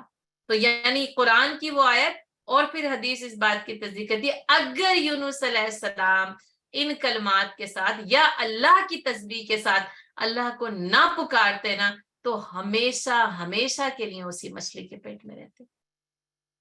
تو یہ دعائیں، یہ کلمات نا نجات دیتے ہیں، اندھیرا کتنا ہی شدید کیوں نہ ہو، ہے نا. طوفان یعنی بھنور گرداب کتنا ہی جو ہے وہ جان لیوا کیوں نہ ہو، جس کو اللہ نے بچانا ہے نا اس طوفان اور بھنور سے نکالتا ہے، وہ مچھلی کے پیٹ میں ڈالتا ہے، پھر مچھلی کا پیٹ جو ہے نا پھر وہ اگل دیتا ہے ساحل سمندر. فاستجبنا لہو، کیسے استجاب ہوا؟ مچھلی کو حکم ہوا، آئی اور ساحل پر جو ہے نا وہ اگل دیا. اور اس وقت وہ تھے بڑی، یعنی جیسے نا ایک تو وہ آپ دیکھ لیں یعنی روحانی، جذباتی، جسمانی حالت کیا ہو سکتی ہے، تصور کر سکتے ہیں. یعنی ایک تو روحانی طور پر تو وہی کہ اللہ کی طرف سے بھاگے ہیں، پکڑے گئے ہیں، پھر خیر وہ کلمات. اچھا وہ جو روحانی کیفیت ہے نا یعنی وہ نا انی کنت من الظالمین سے پتہ چل رہی. اب یوں دیکھ لیں ظلم کوئی نہیں کیا، کسی کا بال نہیں کاٹا، کسی کو خراش نہیں لگائی، لیکن اصل میں نا یعنی اللہ کی فرما برداری پر 100% پورا نہ اترنا ہی نا بس یہ اعتراف ہوتا ہے انی کنت من الظالمین. اور دراصل نا اس اعتراف کے بعد ہی نا اللہ تعالیٰ نکال لیتا ہے. تو بات یہاں جیسے وہاں تھا نا انی مسنی الضر وانت ارحم الراحمین، وہاں صرف کا مجھے تکلیف پہنچی تو رحم کرنے والوں میں سب سے بڑھ کر رحم کرے. اب آپ یہاں دیکھیں ہم تو پورے 1 گھنٹے کی تقریر کرتے ہیں نا کہ یعنی مچھلی یہ تھی تو اندھیر، اور ابھی مچھلی تک تو ہم پہنچتے نہیں، پہلے تو پوری قوم کا حال بیان کرتے، ایک ایک شخص کا تذکرہ، اس نے مجھے یہ جواب دیا تھا تو اس نے میری ایسی رکاوٹ اور ایسی مخالفت، تو پھر میں نے تو کچھ کیا ہی نہیں، بس میں تو وہاں سے اٹھ کر ہی چلی آئی نا، یعنی بس میں تو وہاں سے اٹھ کر آ گئی، میں نے تو کچھ بھی نہیں کیا. یعنی پہلے تو نا اپنے آپ کو ہی حضرت یونس علیہ السلام، یعنی میں ایک بات یہ کہہ رہی ہوں کہ اگر ہوتا نا کوئی عام بندہ تو وہ تو پہلے پوری تفصیل حالات اور واقعات بتاتا. مچھلی کا ذکر تو بہت لاسٹ میں کبھی آنا تھا، پہلے تو اپنی یعنی یہ کہ میں حق بجانب تھا جو میں ان کے پاس سے پلٹ کر آ گیا ہوں، اور پھر اے اللہ آپ ہی نے تو کہا تھا ان کے اوپر عذاب آئے گا، عذاب کے آثار شروع ہو گئے تھے. لیکن پھر وہی کہ یہ جو ہے نا وہ پیغمبر ہیں، اللہ کی طرف سے مامور ہے، پتہ چل گیا کہ غلطی ہوئی ہے نا، اور اس کا اعتراف اتنے خوبصورت انداز میں کیا گیا ہے نا، لا الہ الا انت سبحانک. اب دیکھیں اعتراف کیا ہے، اقرار کیا ہے، اللہ کی پاکی کے آگے نا سر تسلیم، بس تو ایک ہے، سر تسلیم خم کر دیا. اور اعتراف نا انی کنت من الظالمین، یعنی ہم نا لوگوں کے سامنے تو کیا، ہم اللہ کے سامنے بھی اعتراف نہیں کرتے کہ اللہ میں نے گناہ کیا تھا، کیونکہ اللہ کے سامنے تو اندر باہر سب کچھ اریاں ہیں، سوچ، تصور، نیت، عمل، شعور، غیر شعوری، کون سی چیز ہے جو اس کے اوپر واضح نہیں ہے. اب دیکھیں اتنے خوبصورت طریقے سے حضرت یونس علیہ السلام نے اعتراف کیا ہے نا، یعنی واقعی اس اعتراف میں نا استجاب اور وَنَجَّيْنَاهُ نجات مضمر ہے. اگر کوئی واقعتاً یہ اعتراف کر لینا تو کیوں نہ استجاب ہو اور کیوں نہ نجات ہو، بس اس اعتراف نے یعنی نجات دلا دی. اور آپ نہ کہتے نہیں اپنے بچوں کو سچ بولنا، کچھ نہیں کہیں گے، اور بچے سچ بولتے ہیں نا، اور پھر آپ ان کے سچ کا وہ حشر کرتے ہیں، وہ کہتے ہیں آئندہ اماں ابا سے سچ بولنا ہی نہیں ہے، ان سے جھوٹ بول دو یہ خوش ہیں نا. تو یہ سچائی جو اعتراف ہوتا ہے نا یہ تو نجات دینے والی چیز ہے. اگر آپ کا بچہ آپ کو یہ بتا دیتا ہے کہ میں نے غلطی کی ہے, میں نے جھوٹ بولا تھا, میں نے کچھ بھی کیا تھا, کچھ بھی کر لے, تو پھر نا اس کو نجات ملنی چاہیے, کیونکہ اس نے سچ بولا ہے. ہم کیا کرتے ہیں, سچ بولنے پہ مارتے ہیں اور جھوٹ بولنے پر نجات دے دیتے ہیں. اور یہاں پہ اللہ کا معاملہ دیکھیے, اعتراف تھا, اور اعتراف نا بڑی سچائی کے ساتھ ہے, بڑی جامعیت کے ساتھ ہے, اور بڑی وسعت کے ساتھ ہے. بس لا الہ الا انت سبحانک انی کنت من الظالمین. اور کہیں یہ ہو جائے نا, بس اعتراف کر لیں, استجاب اور نجات مل جائے گی. من الغم, وہ جو غم تھے نا, اور غم پر غم تھے, سارے غموں سے اللہ تعالیٰ نے نجات دے دی. کہتے ہیں پھر وہ ساحل پر مچھلی آ گئی, اس نے اگل دیا, اور وہ تھے اس وقت بڑی یعنی کمزوری نحیف و نزار حالت میں تھے نا, اور وہ اللہ کی طرف سے کہتے ہیں کہ وہ یعنی وہ ایک یعنی جس کو آپ کہتے ہیں کہ ایک بیل اگ گئی, جس کو کدو کی بیل کچھ علماء کرام نے کہا کہ پتے بڑے بڑے, سایہ کر دیا. آپ دیکھیں پھر وہی دیکھیں ساحل سمندر پہ تو سایہ کوئی نہیں ہوتا نا, وہ کوئی پھر وہی ماڈرن دور کا بیچ تھوڑی تھا جس میں چھتریاں لگی ہوئی اور عجیب عجیب طریقے کے آپ کے جو ہے وہ سائے, وہاں تو کچھ بھی نہیں تھا. وہ اس پھر وہ جو بیل اگی, اور وہ بھی چشمے زدن میں لمحات میں پھیلتی چلی گئی, اور اس کے پتوں سے سایہ کیا, اس کے پھل کو یعنی اس کی پھر وہ جو ویجیٹیبل تھی اس کو کھایا, ہے نا. اور پھر کہا جاتا ہے کہ پھر وہی یعنی گائے سمجھ لیں کوئی جانور جو آتا اس کا دودھ پیا حضرت یونس علیہ السلام نے, اور پھر کچھ ہی دنوں میں یعنی وہ نحیفی اور نزاری والی حالت جو ہے وہ دور ہوئی ہے.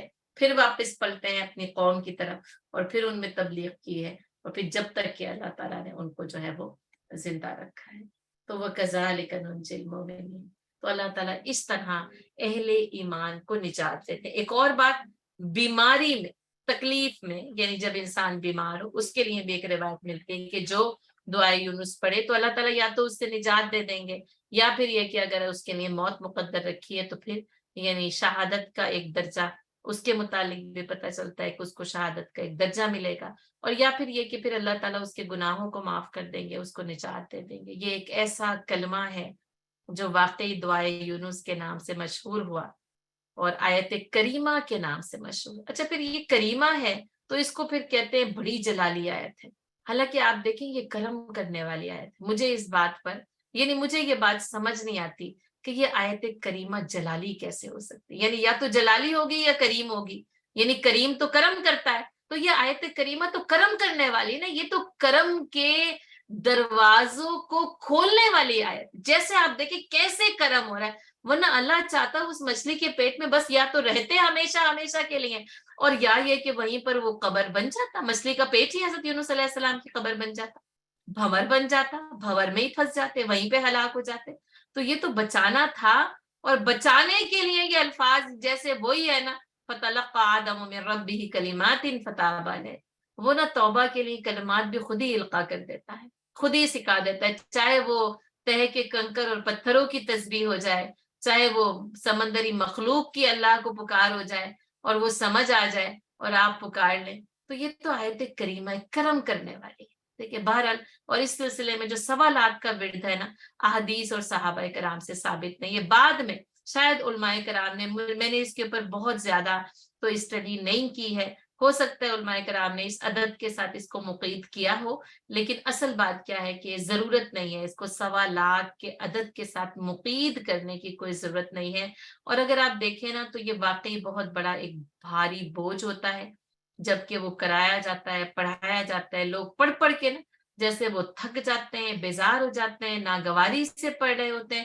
اور دوسری بات آپ یہ دیکھیں کہ کلمہ کیا کہہ رہا ہے, انی کنت من الظالمین, اور جس نے مشکل سے نکلے وہ نہیں اقرار کر رہا, اس کے ساتھ 40 افراد اور اقرار کر رہے ہیں اس بات کا. خیر وہ اقرار کر لیں, اور اقرار کر ہی لینا چاہیے, لیکن اصل میں جسے نجات چاہیے اقرار اس نے کرنا ہے, یعنی سرنڈر اس نے کرنا ہے, سر تسلیم اس نے خم کرنا ہے. اور کہیں ہمیں روایت سے یہ نہیں پتہ چلتا کہ حضرت یونس علیہ السلام نے 1.25 لاکھ بار پڑھی, کتنی بار پڑھی, بلکہ جیسے اگر سیاق و سباق دیکھیں نا تو بس وہ ایک مرتبہ پڑھ, وہ ایک سجدہ جسے تو گرا سمجھتا ہے, بس ایک کلمہ نا, ایک سجدہ, وہی پار لگا دیتا ہے. پیاری بہنوں, اس میں نا یعنی 1.25 تک جانے میں تو پتہ نہیں کتنی بیزاریاں، کتنی ناگواریاں، اور میں سچ بتا رہی ہوں کیونکہ ظاہر کلچر ہے نا، تو کتنی سستیاں اور کتنی پتہ نہیں غلطیاں اس کے اندر آ جاتی ہیں کہ وہ ایک بار تو آپ صحیح پڑھ لیتے ہیں، 1.25 بار پتہ نہیں کتنے الفاظ ادھر ادھر کرتے ہیں،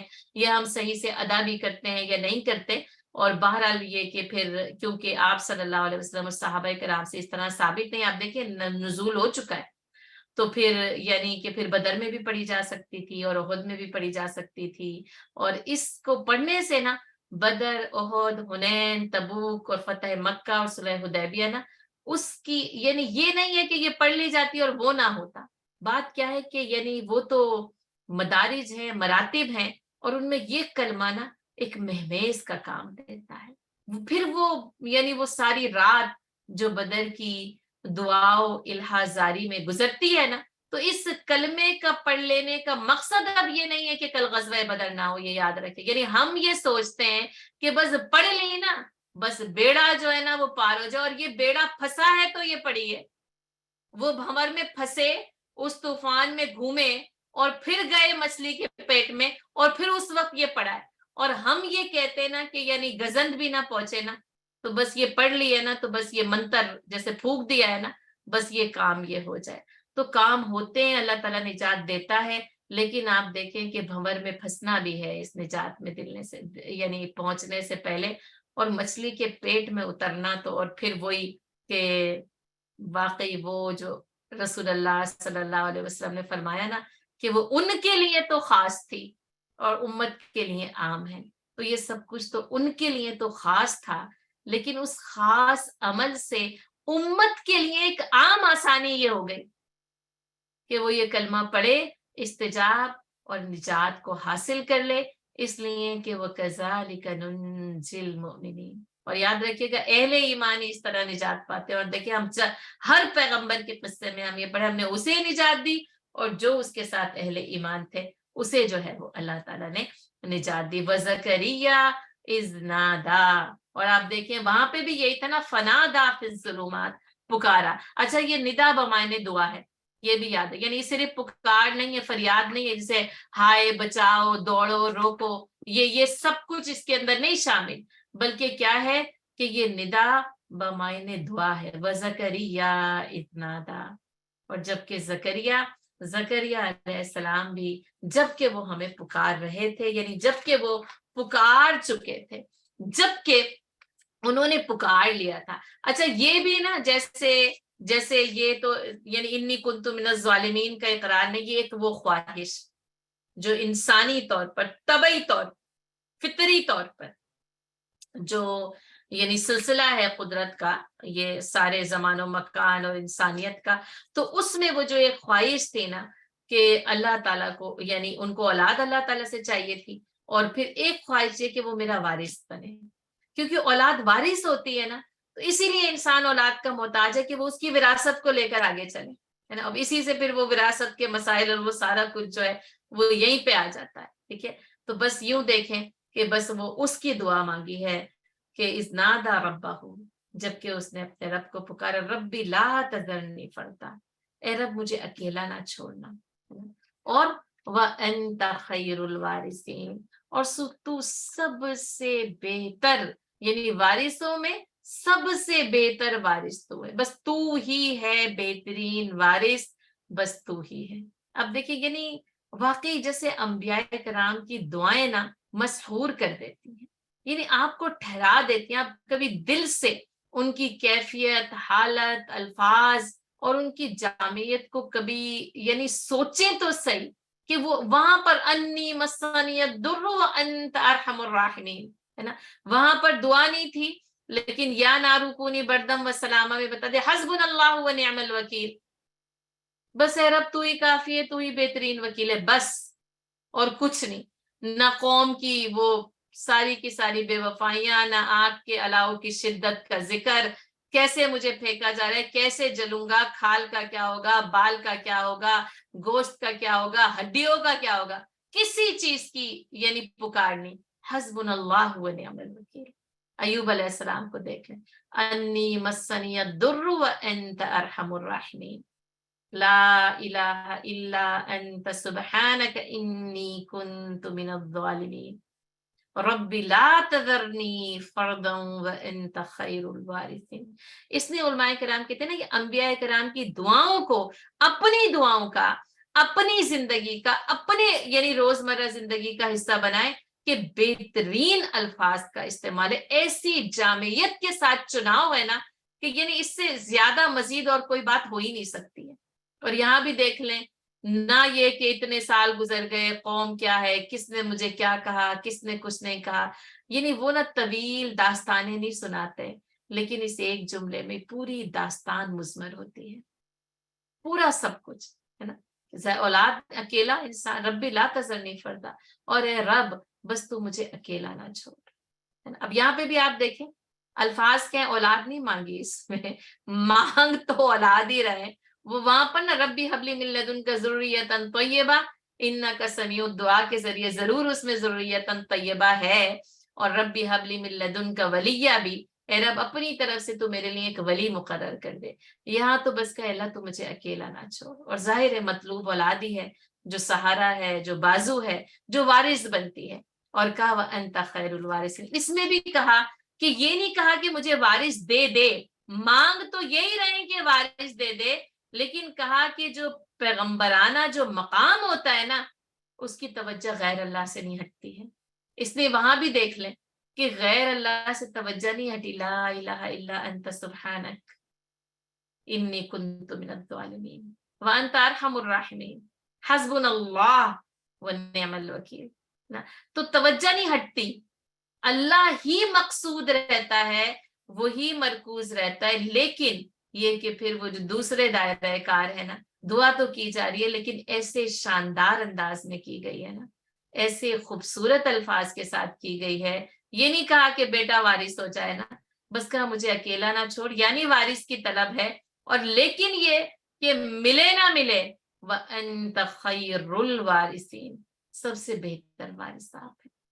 अब आप देखिए ये नहीं होता कि अल्लाह को आप अपनी विरासत छोड़ के जाएं, वो अल्लाह वो तो सारी की सारी मिल्कियत उसी की है, और फिर वही कि वही जमीन और आसमान का वारिस भी वही है, वो विरासत अता करता है, वो मिल्कियत अता करता है। लेकिन क्या है कि जब मतलूब मकसूद मरकूज कुछ और हो जाए ना, तो बात के तलब तो होती है, मांगा तो जाता है, उसी से मांगा जाएगा, वही अता करेगा, वही मुश्किलात दूर करेगा। लेकिन क्या है, ला इलाहा इल्ला अंत सुब्हानक व अंत खैरुल वारिसिन, यानी कि ए रब बस तू सबसे बेहतर वारिस है, यानी तेरा नाम बाकी रहे, तू हमारे नाम को बाकी रखने वाला है। बाकी ये कि फिर वही कि आजमाइशें मुख्तलिफ, हजरत इब्राहिम अलैहिस्सलाम को भी इस आजमाइश से गुजारा गया, हजरत जकरिया अलैहिस्सलाम को, और रसूल अल्लाह सल्लल्लाहु अलैहि वसल्लम को औलाद नरीना की आजमाइश से गुजारा गया। दी गई, दिए गए बेटे, लेकिन शीर ख्वारगी की हालत में ले लिए गए। फिर वहां पे आप देख लें, फिर वो तो अलकौसर अता हो गई थी, इब्न शानिया का वो लफ्तर अता हो गया था, वहां पर वो अता हो गया ना। और यहाँ पर क्या है कि फिर अल्लाह ताला ने, क्योंकि वहां मकसूद नहीं था, वहां बेटियां दे दी, लेकिन नरीना औलाद देकर ले ली। तो अल्लाह की तकसीम मुख्तलिफ अंदाज में होती है, और बात क्या है कि अल्लाह की रजा पे राजी रहना, और जो यानी अल्लाह तकसीम कर दे देना, उन नेमतों पर वो शुक्रगुजारी, नेमल अब्द। अय्यूब अलैहिस्सलाम को सब कुछ दिया, बेइंतहा दिया, और दे के ले लिया, और आप देखिए कितने साल फिर उस आजमाइश में, और फिर वो अन्नी मसनियत दुर के जरिए जो है वो उस आजमाइश से गुजर निकले। ये जुमले ना आजमाइशों से निकालने वाले हैं, आजमाइशों को आसान करने वाले हैं। इन मुश्किलात और आजमाइशों में ना अल्लाह की तरफ तवज्जो को मरकूज कराने वाले, कि अपनी तवज्जो ना उस रब की तरफ जो कि यानी बस वही है जो कि ला इलाहा इल्ला अंत है, जो कि अरहमुर राहिमीन है, जो कि हस्बुनल्लाहु व निअमल वकील है, और जो कि व अंत खैरुल वारिसीन, और जो सबसे बेहतर वारिस है। फस्तजबना लहू, आप देखें सबके लिए जो इस्तिजाब है ना, ये बहुत खूबसूरत है। ये वो अता है कि अल्लाह ताला ना बस वो इस्तिजाब कर देते हैं, बस अल्लाह ताला ना कबूल कर लेते हैं। ये कलिमात, ये जो ख्वाहिशात, ये जो दुआएं हैं ना, ये इस्तिजाब के दर्जे को पहुंचती हैं। फस्तजबना लहू, बस उसके लिए हमने मुस्तजाब कर लिया, ववहबना लहू, और फिर हमने उसको अता किया। और आपको पता है यहाँ पे वहाबा की सिफत आई है ना, जो कि अल्लाह ताला की सिफत जो है वहाब है। और बात यही है कि वो जो वहाब है ना, बस वो बगैर किसी यानी गर्ज के बस वो अता करता है, बस उसकी बख्शिशें ना यानी बगैर किसी गर्ज के होती हैं। ववहबना लहू यहया, और हमने उसको अता कर दिया यहया, यहया अलैहिस्सलाम, है ना। अब ये है यानी कि यहया अलैहिस्सलाम अता होते हैं। हम सूरह आले इमरान में भी ये बात जो है वो पढ़कर आए हैं। और हजरत यहया अलैहिस्सलाम की जो खुसूसियात है ना, सूरह मरियम में भी बयान हुई। बड़े खूबसूरत तरीके से अल्लाह ताला ने हजरत यहया अलैहिस्सलाम की भी सिफात को बयान किया कि जैसे जो बस मांगा था ना, तो वो ऐसी वो ज़ुर्रियतन तैयबा मांगी थी, और वो ऐसा वली और ऐसा वारिस मांगा था, और अल्लाह ने ऐसी सिफात वाला बेटा उनको अता किया। और ये कि बस वही थी ना। अच्छा, इसमें जो है ना, एक यूं समझे कि वो एक विरासत जो आम तौर पर होती है, ये मेरी फसलें, ये मेरी खेतियां, ये मेरे घर मैंने बनाए, इसके 3 पोर्शंस बनाए कि तीनों बेटे इसके अंदर अलग अलग रहेंगे, एक भी बेटा उस घर में नहीं ठहरता, वो अपने अपने महलात लेकर अलग हो जाते हैं, तो या झोपड़ियां भी लेके अलग हो जाते हैं। बहरहाल, तो बात क्या है कि ये एक तो ये विरासत है, ये मेरे जेवरात, मेरी कौन सी बेटी और कौन सी बहू, और वो कहते हैं कि बहू को नहीं देने तो बेटी को देने, और जो बहू अभी नहीं आई उसके लिए रख रहे हैं, जो मौजूद है तो उसको नहीं देते। तो बहरहाल ये हमारे ना मुख्तलिफ चीजें हमें सामने नजर आती है ना, और बड़ी मोहब्बत करते हैं हम इन जेवरात से, मलबूसात से, अपनी खेतियों से, फसलों से, घरों से, महलात से, झोपड़ियों से, अपने एक बैकयार्ड से भी, अपने एक एक ना, मैं कहती हूँ आप जर्रे और एक एक धागे से आप इतनी मोहब्बत करते हैं इन चीजों की ना। तो बात क्या है कि हजरत जकरिया अलैहिस्सलाम ना इन सारी चीजों की विरासत के लिए मुतमन्नी नहीं थे। यानी उसको प्राइमरी या साइड यानी साइड में हो सकता है कि आप यानी रख लें, असल में ना वो जो नबूवत थी ना, वो जो उनके पास जो नेमत थी, जो नेमत हिदायत थी, जो स्वालिहियत थी, वो चाहते थे इसका वारिस मुझे मिल जाए। यानी फिर वही ना कि वमिन ज़ुर्रियती रब्बि जअलनी मुक़ीमस्सलाती वमिन ज़ुर्रियती, अल्लाह तो मुझे भी नमाज का पाबंद बना, मेरी औलाद को भी नमाज का पाबंद बना। ये जो यानी ये जो नमाज की पाबंदी, जो नमाज का पाबंद है, वो अपने अपने औलाद के लिए, अपने बच्चों के लिए, अपनी ज़ुर्रियत के लिए नमाज की पाबंदी की दुआ जरूर करेगा। आप देखें जो डॉक्टर है ना, तो आप जाके देखें, मैंने तो 95% को देखा अपने बच्चों को डॉक्टर ही बनाते, या बाकी अलग हटा ले तो 100% ही चाहते हैं बस यही पेशा मिल जाए। जो डॉक्टर है डॉक्टर ही बनाता है, इमाम है कहता है मेरे बेटे ने इमाम ही बनना है, हाफिज कहता है मेरे बच्चे ने हिफ्ज ही करना है, यानी इस तरह होते हैं मामला। तो यहाँ पर जो नबी है ना, अब लेकिन फिर वही के नबूवत वहबी होती है, वहबना लहू, यहाँ से याद के वो वहबी है, कसबी नहीं है। अब ये जो विरासत की तमन्ना थी ना, और इसमें एक तमन्ना इस नेकी और हिदायत, यानी यही तमन्ना थी, एक नहीं बल्कि ये कि तमन्ना यही थी कि औलाद नेक और स्वाले हो जाएगा, और या ये कि फिर वही नबी बन जाए। तो ये भी लिखा है कि वारिस भी चाहिए था ना, और इसमें ना यानी नबी वारिस चाहिए था, और फिर उनको जो है वो वहबना लहू यहया, हजरत यहया अलैहिस्सलाम दे दिए गए, यानी उनको नबूवत दे दी गई। वास्लहना लहू ज़ौज, और अब ये जो दुनियावी मामलात हैं कि बुढ़ापे में मांग रहे, वस्लहना लहू ज़ौजा, और उसके लिए हमने उसकी ज़ौज की इस्लाह कर दी, क्योंकि फिर वही यानी मेडिकली कह लें, ये दुनियावी निज़ाम कह लें, अब उस वक्त जो है वो जो कानून हरकत है उसके साथ तो जो है वो औलाद नहीं हो सकती थी। तो अल्लाह ताला ने क्या किया, वस्लहना लहू ज़ौजा, बिल्कुल ये ना इसी तरह है जैसे आग जलाकर राख करती है ना, तो आग के जलाने की जो फितरत है उसी को सल्ब कर लिया जाए और बरदम व सलामा बन जाए। तो इसी तरह वो जो कानून हरकत है वो उसको उसी ने बनाया है, उसी के खिलाफ वो भी कर सकता है। तो ये तबई कानून के खिलाफ हुआ है, जैसे कि आग ने जलाकर राख करने से इनकार करके बरदम व सलामा बन गई। और जैसा कि यानी अगर अय्यूब अलैहिस्सलाम की बीमारी को आप देखें तो अंजाम तो बस खत्म ही हो जाना था, है ना, जल्दी बीमारी, जल्द में गल सड़ जाना था, हड्डियों तक पहुंच जाता इन्फेक्शन, आप क्या कर लेते, कितनी हड्डियां आप काटते हैं फिर ना। और फिर यूं देखें तो मछली के पेट में फिर होना क्या था, अब जो पेट का सिस्टम है, एसिड्स देख लें, कहते हैं वो लोहा चला जाए उसको उसको गला के राख कर देता है, तो फिर वो तो जिस्म ने तो फिर उस राख में यानी उस एसिड में राख ही बन जाना था ना।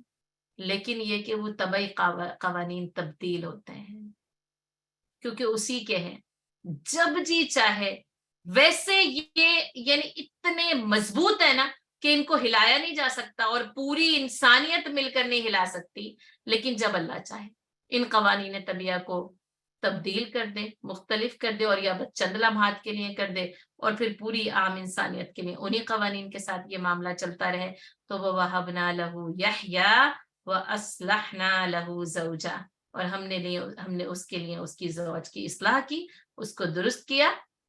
और फिर जाहिर है हमें पता ही है कि जैसे अल्लाह ताला ने खुशखबरी दी और कहा कैसे होगा, तो कहा मांगा पहले फिर खुद ही कहते हैं कैसे होगा। तो फिर वही जो हम पढ़ चुके कि 3 दिन जो है वो खामोशी का रोजा रखना है, और फिर अल्लाह ताला की तरफ से ये खुशखबरी आई और हज़रत याह्या अलैहिस्सलाम मिल गए, इन्नहुम कानू युसारिऊन फिल खैरात, और ये थे नेकियों की तरफ सुरत के साथ जाने वाले। और आप देखें अजिल तो इलाई का रब्बी लितरदा में मैं आपको ये बात बता चुकी कि उजलत और सुरत में जो फर्क है ना, और उजलत पसंदीदा नहीं है ना, हालांकि यानी कहा कि मैंने की है जल्दी और ए रब तेरी रजा के लिए की है, तो यूं समझे कि तो रजा में तो फिर सब कुछ, लेकिन फिर वो जो इस्लाह होती है ना, वो ये बताती है कि सुरत हो, सबकत हो, उजलत ना हो, जल्दबाजी। फिर वो जो कहा ना उजलत शैतान की तरफ से है, और ये जो सुरत और सबकत है ये पसंदीदा है, ये महबूब है फिल खैरात। इतनी सुस्ती से ना करें कि नेकी का मौका ही हाथ से निकल जाए, और इतनी यानी सुस्ती से ना करें कि कोई और नेकी कर जाए। दोनों बातें, यानी पहले करना है और तेजी के साथ करना है, क्योंकि यानी फिर जैसे अब अगर आप मिसाल दें तो बात यही है ना कि वो फिर यानी अरफे का दिन तो गुजर गया ना, 1 साल बाद ही आएगा। अब जिसने सुस्ती कर ली, बेतवज्जी कर ली, अब वो 1 साल तक इंतजार करे, वहां पे सूरत करनी थी। अब इसी तरह जोहर का वक्त तो फिर भी अल्हम्दुलिल्लाह यानी काफी अरसे तक, गर्मियों में तो ठहरता ही है, और हर नमाज का ही वक्त गर्मियों में कुछ अरसे तक ठहर जाता है, और सर्दियों में आप देखें कितनी तेजी के साथ गुजरता है। तो जितनी सूरत के साथ वो गुजरता है ना, इतनी ही सूरत के साथ उसको थाम कर अमल कर लेना होता है। और ये कि युसारिऊना फिल खैरात, और खैरात नेकियों के लिए, तमाम भलाइयों के लिए इंतहाई जामे तरीन लफ्ज है। तो खैरात को करने में ना, नेकियों को करने में सूरत करें, सबकत करें, दोनों बातें इसके साथ ये नेकियां होनी चाहिए। एक तो ये कि खैर की तरफ रगबत, शौक के साथ करना, तलब और जुस्तजू के साथ करना। अच्छा ये पता है एक बड़ा रहम होता है अल्लाह का कि आपको नेकियों को ढूंढना ना पड़े और आप नेकी कर जाएं। आपको पता है कुछ लोगों को नेकियां ढूंढनी पड़ती हैं, वैसे तो नेकी के मौके, और जो बात मुझ पर ये दरसो तदरीस में ही इंकिशाफ है कि यानी सूरह फातिहा से सूरह नास तक मेरे और आपके पास नेकी के मौके मौजूद हैं। 114 सूरतें हैं, नेकी के मौके हैं सारे के सारे में। इतना काम है करने को, और ये सारा का सारा काम नेकी का है। फिर मैं कहती हूँ उससे आगे कदम बढ़ाएं तो फिर वो 7 लाख अहादीस हजरत इमाम बुखारी को जबानी याद थी। मैं कहती हूँ सोच सकते हैं 7 लाख अहादीस जबानी याद थी, उनमें से 7,000 का इंतखाब किया है। ये है नेकियां करने के मौके, और इन मौक़ों की बात अंबियाए कराम के साथ करें, सहाबाए कराम के साथ करें। आप देखें उस सहरा में, उस तपती यानी गर्मी में उन्होंने रोजा रखने का मौका ढूंढ लिया था, यानी उन्होंने उन सहरा के जर्रात से नेकी के मौके ढूंढ लिए थे। उन्हीं जर्रात में हजरत बिलाल को किसी ने देखा, खरीद के आजाद कर दिया। ये नेकी का मौका देखकर, और इसको जिसको आप कहते हैं ना अवेल कर लेना, इसको हासिल कर लेना, اور وہی علماء کرام نے کہا نیکی دروازے پر دستک دینا تو خالی ہاتھ نہیں لوٹنی چاہیے، اس کو نیکی کو کر کے روانہ کریں. اور کون سی نیکی کا ذرہ آپ کو نجات دے گا آپ کو نہیں معلوم. ہو سکتا ہے آپ چٹان اور پہاڑوں پر بھروسہ کیے بیٹھے ہوں، لیکن وہ چٹان اور پہاڑ تو جیسے وہ ہے نا کہ فکانت حبا منبثہ ہو جائیں اور ایک ذرہ قبول ہو جائے. انہم کانوا یسارعون فی الخیرات، اور وہ نیکیوں میں سرعت کے ساتھ جلدی سے ان کو تھام لینے والے تھے. وَيَدْعُونَنَا رَغَبًا وَرَهَبًا، اور وہ ہمیں پکارتے تھے رغبت اور رہبت کے ساتھ. اب دونوں باتیں دیکھ لیں، ٹھیک. ایک کیا ہے؟ نیکیوں کی طرف دوڑنے والے. اب نا اس سے نا جس کو آپ کہتے ہیں نا انرجی لیول کا اندازہ کر لیجئے گا، یعنی جس کو آپ کہتے ہیں نا ایکٹیونیس، آپ کہتے ہیں وہ بہت ایکٹیو ہے نا، وہ بہت انرجیٹک ہے. یہ جو یسارعون اور سبقت ہے نا، یہ وہی ٹرمز ہیں، یعنی آپ ان کو سمجھ سکتے ہیں کہ جس میں وہ پوری طاقت اور قوت کے ساتھ اپنی پوری صلاحیتوں کے ساتھ ہے نا اس کو حاصل کرنے کی دوڑ کرتے ہیں. وہ سست نہیں ہوتے، وہ بزدل نہیں ہوتے، وہ ٹھہرنے والے نہیں ہوتے. یسارعون فی الخیرات، ٹھیک ہے. وَيَدْعُونَنَا رَغَبًا وَرَهَبًا، اور آگے جائیے وہ مجھے پکارتے رغبت اور رہبت کے ساتھ. اب رغبت نہ شوق ہے، تو یہ سرعت شوق کے ساتھ، اور یعنی اللہ کو پکارنا شوق کے ساتھ، وَرَهْبًا اور رہبت کے ساتھ. آپ کو پتہ ہے یہ خوف ہے، اور کہہ دیا تھا وَإِيَّايَ فَارْهَبُونِ، اسی سے نا راہب بنتے ہیں، اسی سے رہبانیت ہے.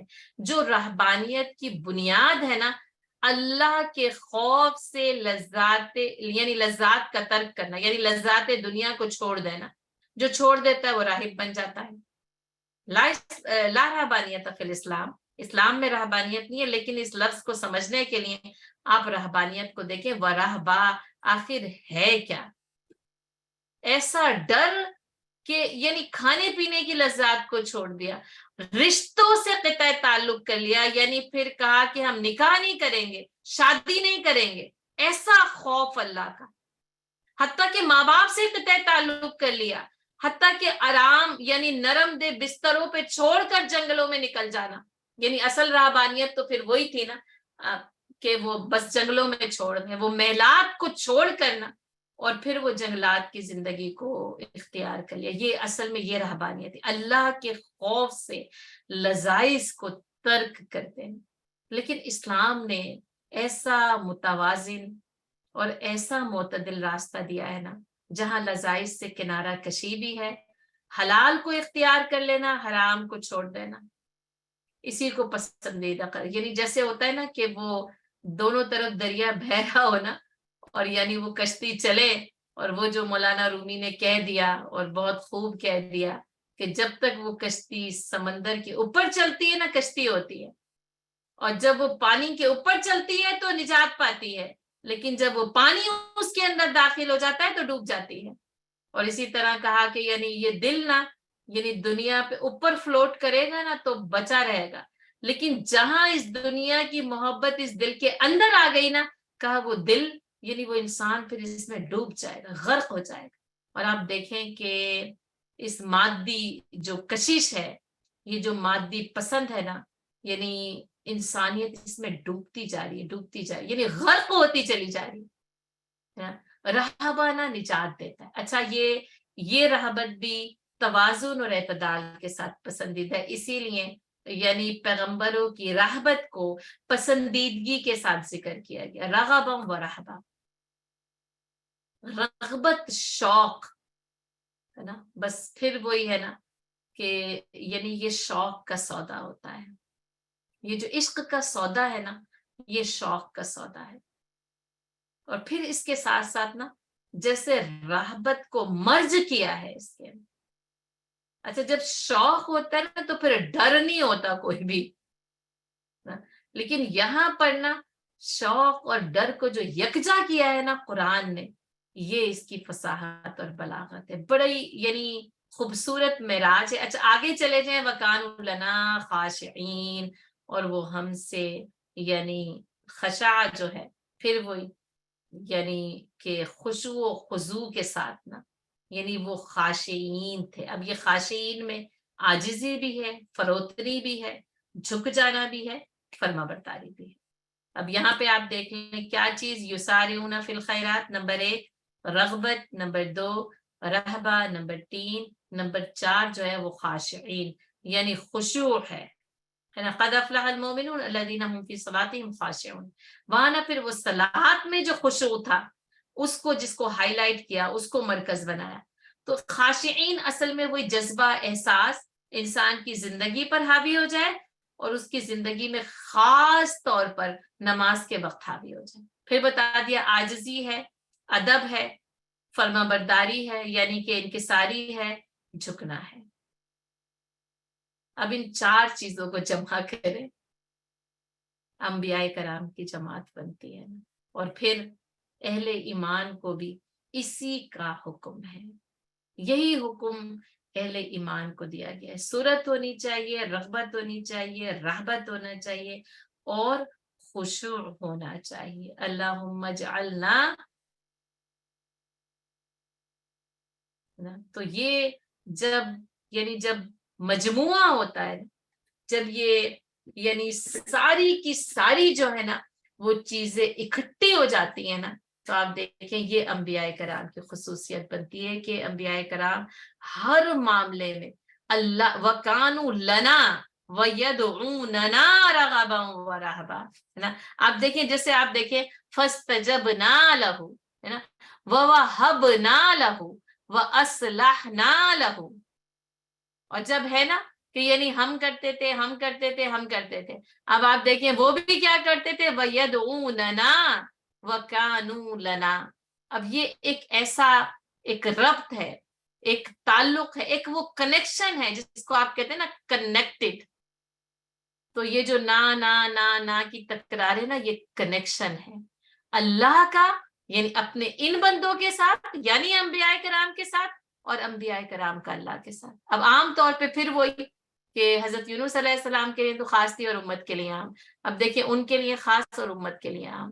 اب اس کنیکشن کو یعنی دیکھ لیں کہ کتنا مضبوط ہے، ربط ہے، یعنی سیدھا ہے، اسٹریٹ ہے، کتنا اس میں یعنی بہاؤ ہے، یا کہاں کہاں سے نا یہ یعنی کنیکشن نا آپ کہتے ہیں کہ کنیکشن اسٹرانگ نہیں ہے، آپ کہتے ہیں بار بار جو ہے نا وہ ڈسکنیکٹ ہو رہا ہے. تو کتنا یعنی ڈسکنیکٹ ہو رہا ہے، کتنی اس کے اندر گڑبڑ ہے، اور یعنی یہ رابطہ استوار کیوں نہیں ہے، یہ ربط مضبوط کیوں نہیں ہے. اس کی وجہ نا صورت، رغبت، رہبت، خشوع و خضوع، ان چیزوں کے ذریعے جو بتایا جا رہا ہے. اچھا اس سے پہلے بھی یعنی اگر آپ چلے جائیں تو جیسے المومنین بھی آ گیا ہے، آپ دیکھ لیجئے، العابدین بھی آ گیا ہے، الصالحین بھی آ گیا ہے، اور اس سے پہلے جو ہے نا یعنی المتقین آ گیا اور الصابرین آ گیا. ٹھیک ہے، یہ ساری کی ساری چیزیں جو ہے نا وہ ہم اس کے اندر جو ہے وہ پڑھ کر آئے ہیں. اور اس کے ساتھ ساتھ آپ یہ دیکھیں کہ یعنی صالحین کی وجہ سے اس کے اندر جو ہے وہ تکرار ہے، یعنی صالحین کی اس کے اندر بہت زیادہ تکرار تھی. بیچ میں کہا تھا فَهَلْ أَنْتُمْ شَاكِرُونَ، اور کیا پھر تم ہوتے ہو شکر گزار. تو اصل میں پھر وہی ہے کہ یہ جو اشارے ہوتے ہیں نا، اس سے یعنی جامعیت بنتی ہے نا، اشاروں کے ذریعے ہی متعین کیا جاتا ہے. یہ اشارے نا واضح مقصد کا تعین کر دیتے ہیں. وَكَانُوا لَنَا خَاشِعِينَ، اور وہ سب کے سب نا ہمارے یعنی جیسے اس میں اکٹھا کر دیا گیا کہ وہ سب کے سب جو ہے نا ہمارے لیے جو ہے وہ فرما بردار ہے. اور اب آپ دیکھیں یہ نا رکوع اس لحاظ سے بہت خاص ہے نا کہ اس میں جیسے انبیاء کرام کے ناموں کی کثرت آئی ہے. اب جو ہم ہوم ورک میں نے آپ کو دیا تھا، اب تک آپ اس ہوم ورک کو مکمل کر لیں، اور پھر انشاءاللہ اس کے اوپر ہم بات کریں گے. اور آگے کی جو آیت ہے نا، اب وہ کیا ہے کہ یہاں پر ذکر اس ہستی کا ہے جو نبی نہیں تھی، مرد نہیں تھی. والتی احسنت فرجها فنفخنا فیہا من روحنا وَجَعَلْنَاهَا وَابْنَهَا آیَةً لِلْعَالَمِينَ. اور وہ عورت جس نے یعنی جسے جو کہا نا احسنت فرجہا، جس نے اپنی عصمت کی ایسی حفاظت کی تھی. یہاں پہ نا یعنی عصمت کی حفاظت ہے نا، وہ جو پردہ ہے، وہ جو ان کی شرم اور حیا ہے، وہ جو دراصل عورت کا اصل زیور ہے نا. اور کاش آج کی مسلمان عورت مریم علیہ السلام کا ذکر کرے اور ان کی حیا کو سمجھے. نام تو مریم کثرت کے ساتھ مل جائے گا. اور واقعی یعنی یہاں پر بھی آپ دیکھیں نام نہیں ہے نا، یعنی نام نہیں ہے، اشارہ کیا گیا ہے، لیکن یہ اشارہ ہے تو اسی نام کی طرف جس کے لیے ایک سورہ کو بھی ان کے نام پر رکھا گیا. اور واقعی اللہ تعالیٰ نے جیسے کہا کہ ہم نے تجھے فضیلت دی، تمام نساء العالمین پہ اللہ نے ان کو فضیلت دی. یہاں پہ عورت کی فضیلت پیغمبری کی وجہ سے بھی نہیں. آپ یہ دیکھیں پیغمبر تو نہیں بنایا گیا، اور بار بار ان کی یعنی جو شان نمایاں ہے نا وہ ان کا پردہ ہے، ان کی حیا ہے. اپنے اس پردے اور حیا کی حفاظت کرنے کے لیے ان کے نام کو اتنا بلند کیا گیا کہ مردوں میں تو بہت باکمال گزرے لیکن عورتوں میں چند، اور اس میں حضرت مریم علیہ السلام کا نام سر فہرست ہے نا. پھر ہم نے پھونکا اپنی روح سے اس کے اندر. اب آپ دیکھیں جیسے میں نے کہا تھا نا نا نا نا نا ہے نا، فنفخنا فیہا من روحنا. اب یہ تو وہی ہے کہ جو روح ربی امر ربی ہے اور وہ پھونکی جاتی ہے. مریم یعنی حضرت آدم علیہ السلام میں بھی پھونکی گئی تو حضرت عیسیٰ علیہ السلام، اور پھر وہی ان کے لیے خاص تھی. وہی قوانین طبیعہ ہے نا. اور آپ دیکھ لیں تمام انبیاء کرام کے ضمن میں ہم دیکھتے ہیں کہ یہ قوانین حرکت نہ تبدیل ہوتے ہیں. اب وہاں پر ایک قوانین حرکت جو ہے وہاں پر مرد اور دونوں ماں باپ موجود ہیں، لیکن وَأَصْلَحْنَ لَهُ زَوْجَهُ اس حوالے سے بدلتا ہے. یہاں پر کیا ہے کہ مرد سرے سے باپ موجود ہی نہیں ہے. بس اللہ تعالیٰ فَنَفَخْنَا فِيهَا مِن رُوحِنَا، اللہ نے اپنے پاس سے اپنی روح سے پھونکا. اور یہ پتہ ہی ہے کہ نفخہ جبرائیل ہے، حضرت جبرائیل علیہ السلام نے جو ہے وہ پھونکا ہے اور حضرت مریم جو ہے وہ حاملہ ہوتی ہے. وَجَعَلْنَاهَا اور اسے وَابْنَهَا اور اس کے بیٹے. تو یہ جو ابن ہے نا تو بات وہی ہے کہ ابن مریم ہوا کرے کوئی، یہ ابن مریم ہے حضرت عیسیٰ ابن مریم. یہ ان کا یہ خاص ہے ان کے لیے کہ عیسیٰ ابن مریم کہا جاتا ہے. ان کو اسی عورت کے نام سے مبعوث یعنی منسوب کیا گیا اور نبی بنایا گیا. لیکن ان کی کیا شان اور ان کی عصمت کی اللہ تعالیٰ نے کیسی تعریف کی ہے. وَابْنَهَا اور اس کے بیٹے. اب یہاں دیکھیں بیٹے کا ذکر مقصود ہے، لیکن بیٹے کی نسبت یعنی ماں کی نسبت کے ساتھ بیٹے کا ذکر کیا گیا ہے. یہاں پر اس نبی کا اس پیغمبر کا ذکر نا ماں کی نسبت کے ساتھ کہ وَابْنَهَا آیَةً لِلْعَالَمِينَ، تمام جہانوں کے لیے ایک نشانی ہوگی. حضرت مریم علیہ السلام اور حضرت عیسیٰ علیہ السلام تمام جہان والوں کے لیے ایک معجزاتی نشانی، اللہ کے معجزے کا یعنی ایک منہ بولتا ثبوت.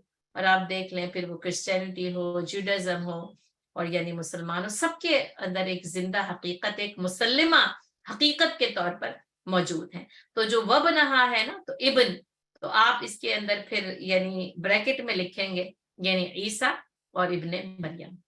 تو حضرت عیسیٰ علیہ السلام کا نام کے ساتھ یہاں پر ذکر نہیں آیا، نہ ہی ان کا، بس یوں سمجھ لیں کہ وہ جس کو آپ کہیں کہ یا تو پھر وہی ہو جاتا ہے کہ وہ یعنی مریم علیہ السلام اور عیسیٰ علیہ السلام دونوں کا جو تعلق ہے نا وہ ابن مریم کے ساتھ جو ہے وہ واضح ہو جاتا ہے. گویا کہ کنیت میں سے بھی صرف ابن کہہ کے ذکر کر دیا گیا ہے. تو اس نام کو بھی آپ ابن کے ساتھ جو ہے وہ کاؤنٹ کریں گے کہ نام نہیں لکھا ہوا. اور جیسا کہ یعنی وضاحت بھی کر دی گئی ہے تو وَابْنَهَا آیَةً لِلْعَالَمِينَ، تمام جہان والوں کے لیے نشانی بنائے، کسی ایک فرقے کے لیے نہیں، صرف بنی اسرائیل کے لیے، پورے جہان والوں کے لیے. کیونکہ یہاں پر ایک مسلمہ حقیقت موجود ہے اور یعنی یہ ایک ایسی تاریخی حقیقت جس کو تمام جہان والے تسلیم کریں گے، اور تسلیم کرنے کے ساتھ ساتھ یعنی پھر آیۃ للعالمین تمام جہان والوں کے لیے یہ نشانی. لیکن اس میں یہی ہے کہ یہود نے بھی اس میں جو ہے نا یعنی ایک انتہا کی, اور نصارہ جو ہے نا پھر وہ غلو میں ایک دوسرے میں انہوں نے پھر خدا ہی بنا لیا, انہوں نے انکار ہی کر دیا, انہوں نے عین ابن اللہ قرار دے دیا. مسلمانوں کے پاس ہے اس میں ایک درمیانہ معتدل اور جو سچا عقیدہ ہے وہ حضرت عیسیٰ علیہ السلام کے متعلق صرف اور صرف مسلمانوں کے پاس موجود ہے. ہم وہ امت ہیں کہ جس کو قرآن کے ذریعے جو کہا گیا نا یہ ہیں عیسیٰ ابن مریم, یہ ہے حق, جس میں تم شکوک و شبہات میں مبتلا ہو, ہمیں حق کے ساتھ اس حقیقت کے بارے میں بتایا گیا ہے. اور پھر ہم نے اس حقیقت کو نہ صرف یہ کہ خود سمجھنا ہے بلکہ پوری انسانیت تک اس حقیقت کو آگے پہنچانا ہے. ان ہذہ امتکم امۃ واحدہ, اور یہ ہے تمہاری امت ہے نا, یعنی یہ ہے انبیاء کی امت جو کہ بس امۃ واحدہ, ایک ہی امت ہے, یہ امت واحد ہے. یعنی آدم علیہ السلام سے لے کر رسول اللہ صلی اللہ علیہ وسلم تک لا نفرق بین احد من رسلہ, اس میں کوئی تفریق نہیں ہے. بحیثیت پیغمبر سارے کے سارے یکساں منصب سے نوازے گئے. ہاں پھر تلک الرسل فضلنا بعدهم علی بعد, یہ ہے ایک امت, امت واحدہ. وَأَنَا رَبُّكُمْ فَاعْبُدُونِ, اور میں ہوں تمہارا رب, فَاعْبُدُونِی یعنی فَاعْبُدُون, بس میری ہی بندگی کرو. اب دیکھیں ان پیغمبروں کی دعوت بھی کیا ہے, کانوا لنا عابدین وذکریٰ للعابدین. یہ جو بندگی ہے نا بہت خوبصورت ہے, سب سے خوبصورت نقش ہے کسی انسان پر جو اللہ کی بندگی کا ہو, بس وہی ہے بعبدہ. الحمدللہ الذی انزل علی عبدہ سبحان الذی اسری بعبدہ. بڑی پاک ذات راتوں رات اپنے بندے کو لے جاتی ہے, اور بڑی تعریف تمام اسی کے لیے جس نے اپنے بندے کے اوپر جو ہے علی عبدہ الکتاب, جس نے اپنے بندے کے اوپر یہ کتاب نازل کی ہے. تو یہ بندگی نا سب سے بڑا جس کو کہتے ہیں نا شان, یہ شان عبدیت ہے.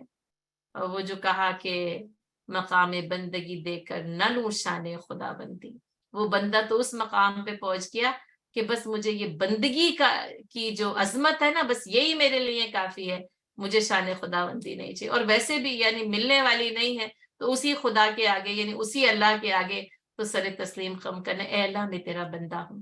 اور آپ صلی اللہ علیہ وسلم نے فرمایا نا مجھے اختیار دیا گیا کہ میں بادشاہ بن جاؤں یا میں اللہ کا بندہ بن جاؤں, تو میں نے اللہ کے بندے بننے کو یعنی اللہ کا بندہ بننے کو پسند کیا, منظور کیا. تو بس میں اللہ کا بندہ ہوں, یعنی پھر آپ صلی اللہ علیہ وسلم فرمایا بس میں اللہ کا بندہ ہوں کہ جیسے کہ اللہ کے بندے ہوتے ہیں.